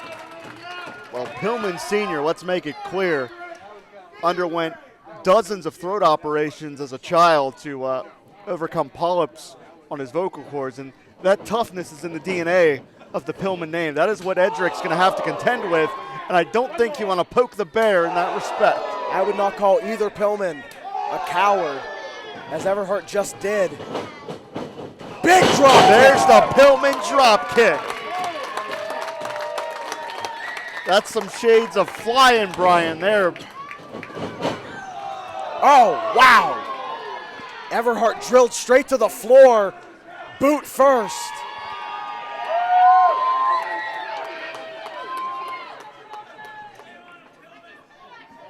Trying to beg off a little bit, trying to get a timeout, but Pillman's not going to let him breathe. Certainly, Pillman's going to have to push forward. And it's important to mention here, Ty, I was able to confirm this with Ryse management Chris LaRusso. If Pillman is victorious in this matchup and wins the Grand Championship, Ryse Wrestling has signed him for the option of title defenses. So this championship will not be won and taken. Will not be left lingering, so to speak. Pillman will defend the championship if he's victorious. Oh no, that boot. Shin first, it looked like it was going to be a sort of a buzzsaw kick, and then shin first into the steel post. Those kick pads offer some protection, but not against steel. This may be a turning point in this matchup. Pillman still fighting back. I'm looking to see if I see any limp after kicking the post like that. Wait a second. A knee DT right over the middle rope. And that is how resourceful, Edric Everhart is. And then you see Pillman, in trying not to take the brunt of the impact on the floor, on his shoulders, his back, his neck, landed on his feet. But that could have been the worst possible thing to happen there when the knee has already taken some kind of damage. And unfortunately, Ty, this highly anticipated main event, it might be academic at this point. It may be coming to a very abrupt end because Pillman is favoring, I'm not sure if it's the knee, the ankle, maybe the hamstring. I think it started with a shot to the shin, but then Everhart was able to knee DT and hang that rope up that knee up at the same time over the middle rope. And then coming down hard on the floor, feet first. I think it's the knee right now. That's definitely where Everhart's been driving those boots into. And there are so many spots of the knee that are susceptible to damage. The MCL, the ACL, the meniscus, the patella tendon. One of the parts of the body an athlete can injure in a non-contact setting. So you got to think a contact injury to the knee can be so devastating. And if it's the ankle, there's obviously tendons in the ankle as well. And no matter how you slice it at this point, Pillman's in trouble. He may be on borrowed time. He may have to call an audible and go into desperation mode here. A couple of stiff shots to the back, but not going to slow Edric down. He does let the hold go around the rope, but the official was counting, giving him that 5-second count. To Everhart's credit, he can hang on to that hold and take the disqualification, but he's not doing that. He's not taking that disqualification out. He's in there saying, I am going to beat Brian Pillman Jr. Oh, we're going to see the knee driven here, I think. Wow. Well, let's put it out there plain and simple, Ty. The Pillman name has a lot of legacy behind it, and that means some of the biggest and brightest minds are going to watch this matchup. Edric Everhart has all the eyes that he wants, all the attention on himself here, being the defending champion. It would certainly be an ego boost for Everhart if he makes an example out of Pillman Jr. I think for Edric it's more than an ego boost. I think it's cementing his status as the grand champion, as someone to be taken serious in Pittsburgh. Whipped into the buckle, and you can see that knee already starting to give way. Edric and I, we fought so hard to be taken seriously in this area, and I like to think that we got there in the end, but Edric is trying to take that to a whole nother level, and it started taking that grand championship from Pretty Boy Smooth, and then it went on to beating Chase Oliver, who is such a huge name in the tri-state area, and now Brian Pillman Jr. literally hobbled in the ring at the hands of the grand champion. It's more than just an ego boost for him. It is the solidification of him as a star in Pittsburgh. If Pillman can't stand, Ty, he's not going to be able to fight. Like I said, when the injury first occurred on the outside, and I do think it's an injury, I don't think he's just hurt, I think he's injured. And I've said before, there's a difference there. This one could be academic, but wait! Calgary Crab! Calgary Crab! Everhart, he's close to the ropes, but not close enough. So this is just going to be a struggle of the strength here. Pillman Jr.'s on one bad knee, so if Edric is able to crawl, I don't know if Pillman can fight him back. This is that Storm pedigree, Ty. And that Storm pedigree may bring Pillman Jr. the grand championship. And you can see Edric getting to the ropes. I think if you look at the knee, still favoring that knee, I think that had Pillman, oh wow, what a chop block. I think had Pillman had the strength in that knee, he could have walked Edric back to the center of the ring, but without that wheel, it wasn't able to happen. Difference maker. And the pain etched on the face of Pillman here. This crowd, they are so behind Brian Pillman Jr. They want to see him take this title from someone that they loathe. It is so important to these fans to see this belt, this championship belt, off the shoulder of Edric Everhart. Their love for Brian Pillman Jr. aside, this is so much to these Ryse faithful.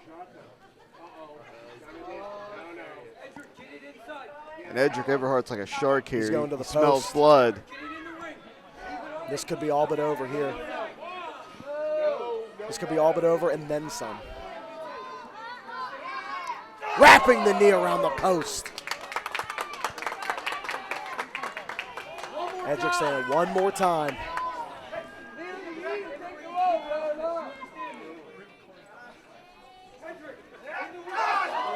And man, we're getting to the point. Yeah, and there you see it. That's how content Edric Everhart is. He's grinning like a Cheshire cat because he knows he's in firm control of this title defense here.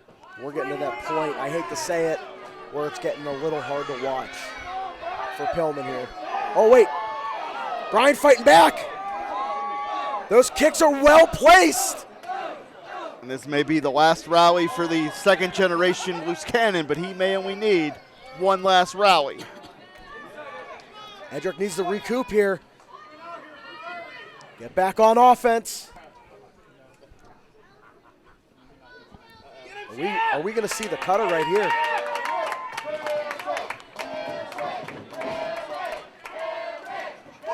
No water in the pole! Pillman may have been just a half a step ahead of the champion that time. Well, it lets you know for sure Pillman's definitely watched tape. He knew what was coming there.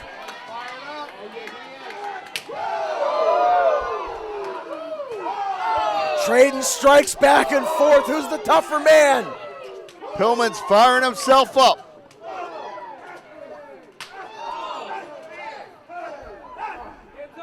The Pillman name has a championship legacy. Could we see one more notch added here tonight? And we're seeing Cincinnati Grit versus Pittsburgh Grit in the middle of this Ryse ring.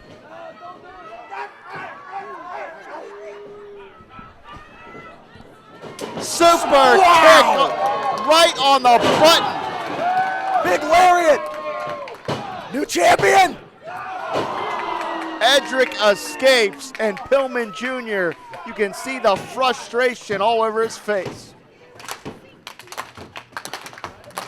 You want to talk about tenacity? Pillman Jr. is going to fight through the pain in an attempt to win that grand championship. But trying to pivot on the injured knee may prove to be very, very difficult.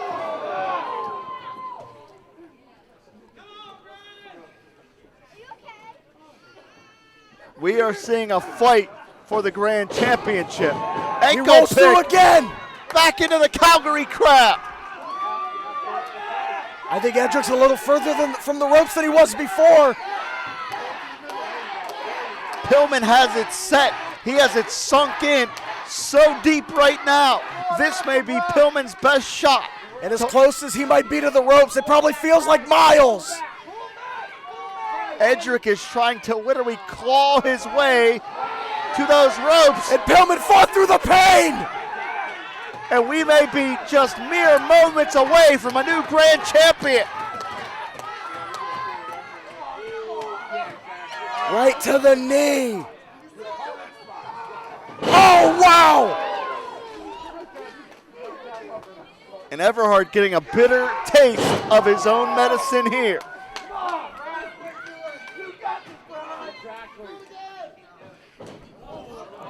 Oh my goodness! Everhart rolls through! A single leg crab of his own! I don't know how well Everhart has it cinched in, but you can see the pain radiating through the body of Pillman Jr. He actually has the ankle tucked under his opposite arm, so it's adding that extra torque to the knee. Look at the angle that Pillman's leg is being twisted and contorted by the champion.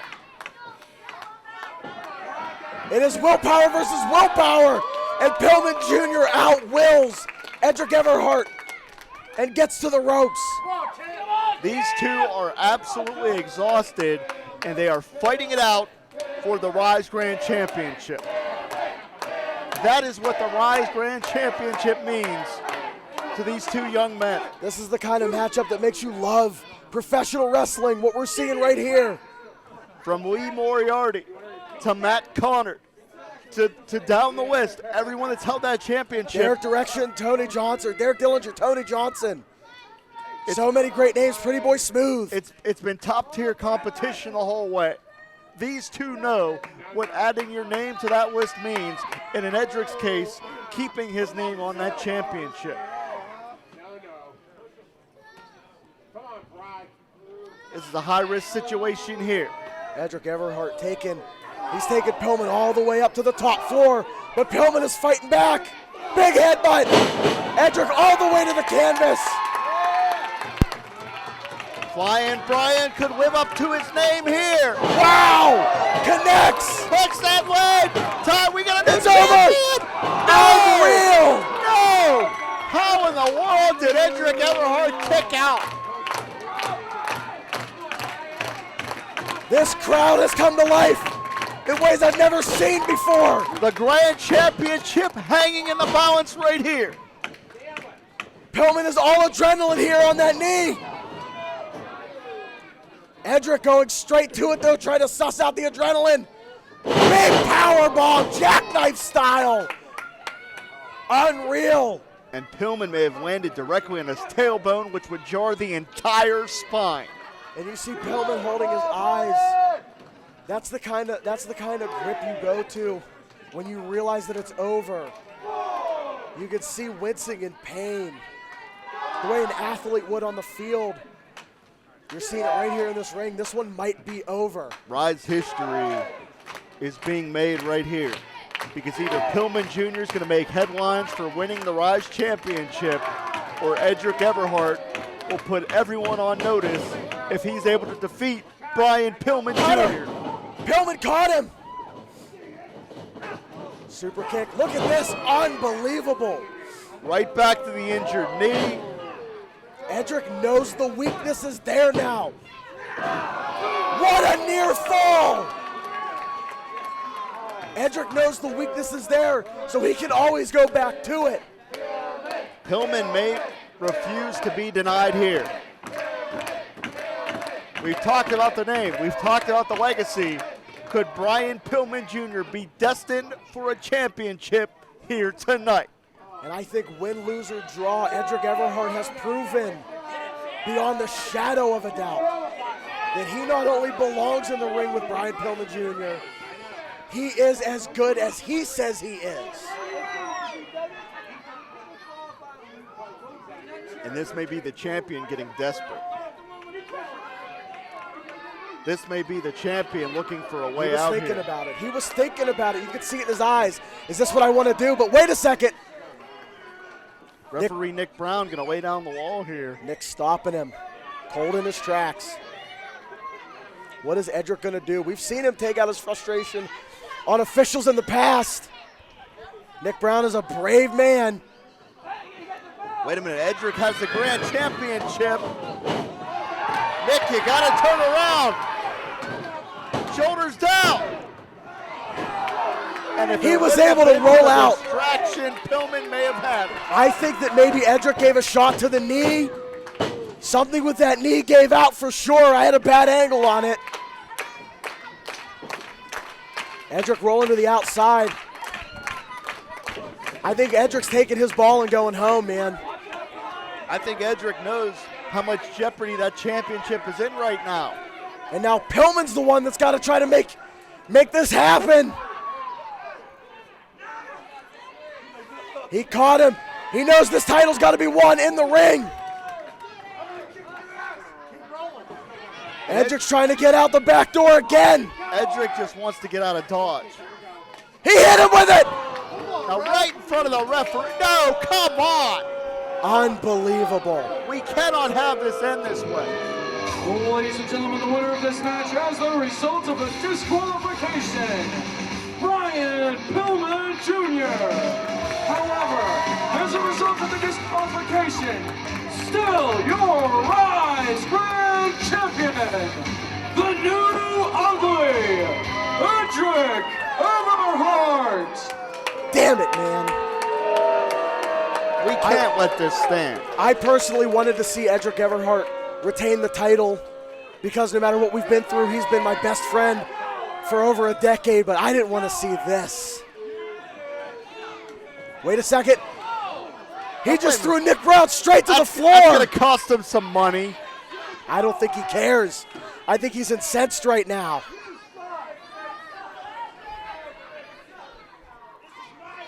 Pillman's out of it, man.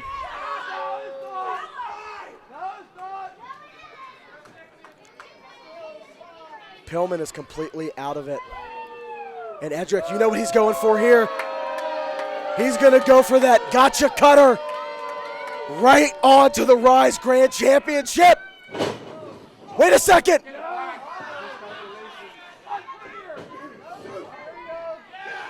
Oh, wow! Onto the title. Pillman Jr. makes the statement.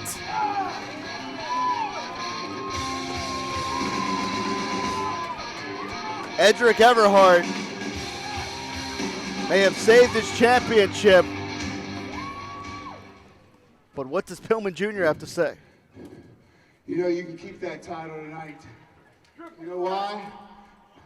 Because that gives me another good damn reason to come back.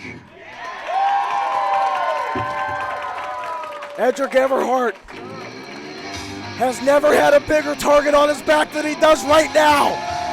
Pretty Boy Smooth and Brian Pillman Jr. both eyeing up the champion. There is certainly unfinished business between the loose cannon and Edric Everhart, but Ty, we're out of time. My name's Jim Aminata for IndyWrestling.us. We'll see you next time, March 11th. Ron Mathis versus Chase Oliver. Money Shot versus members only for the tag team titles. And Pretty Boy Smooth gets his shot at Edric Everhart. We'll see you next time.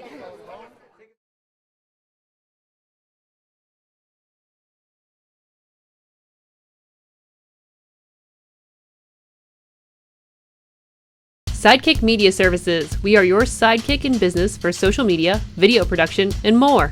Find out more at sidekickmediaservices.com.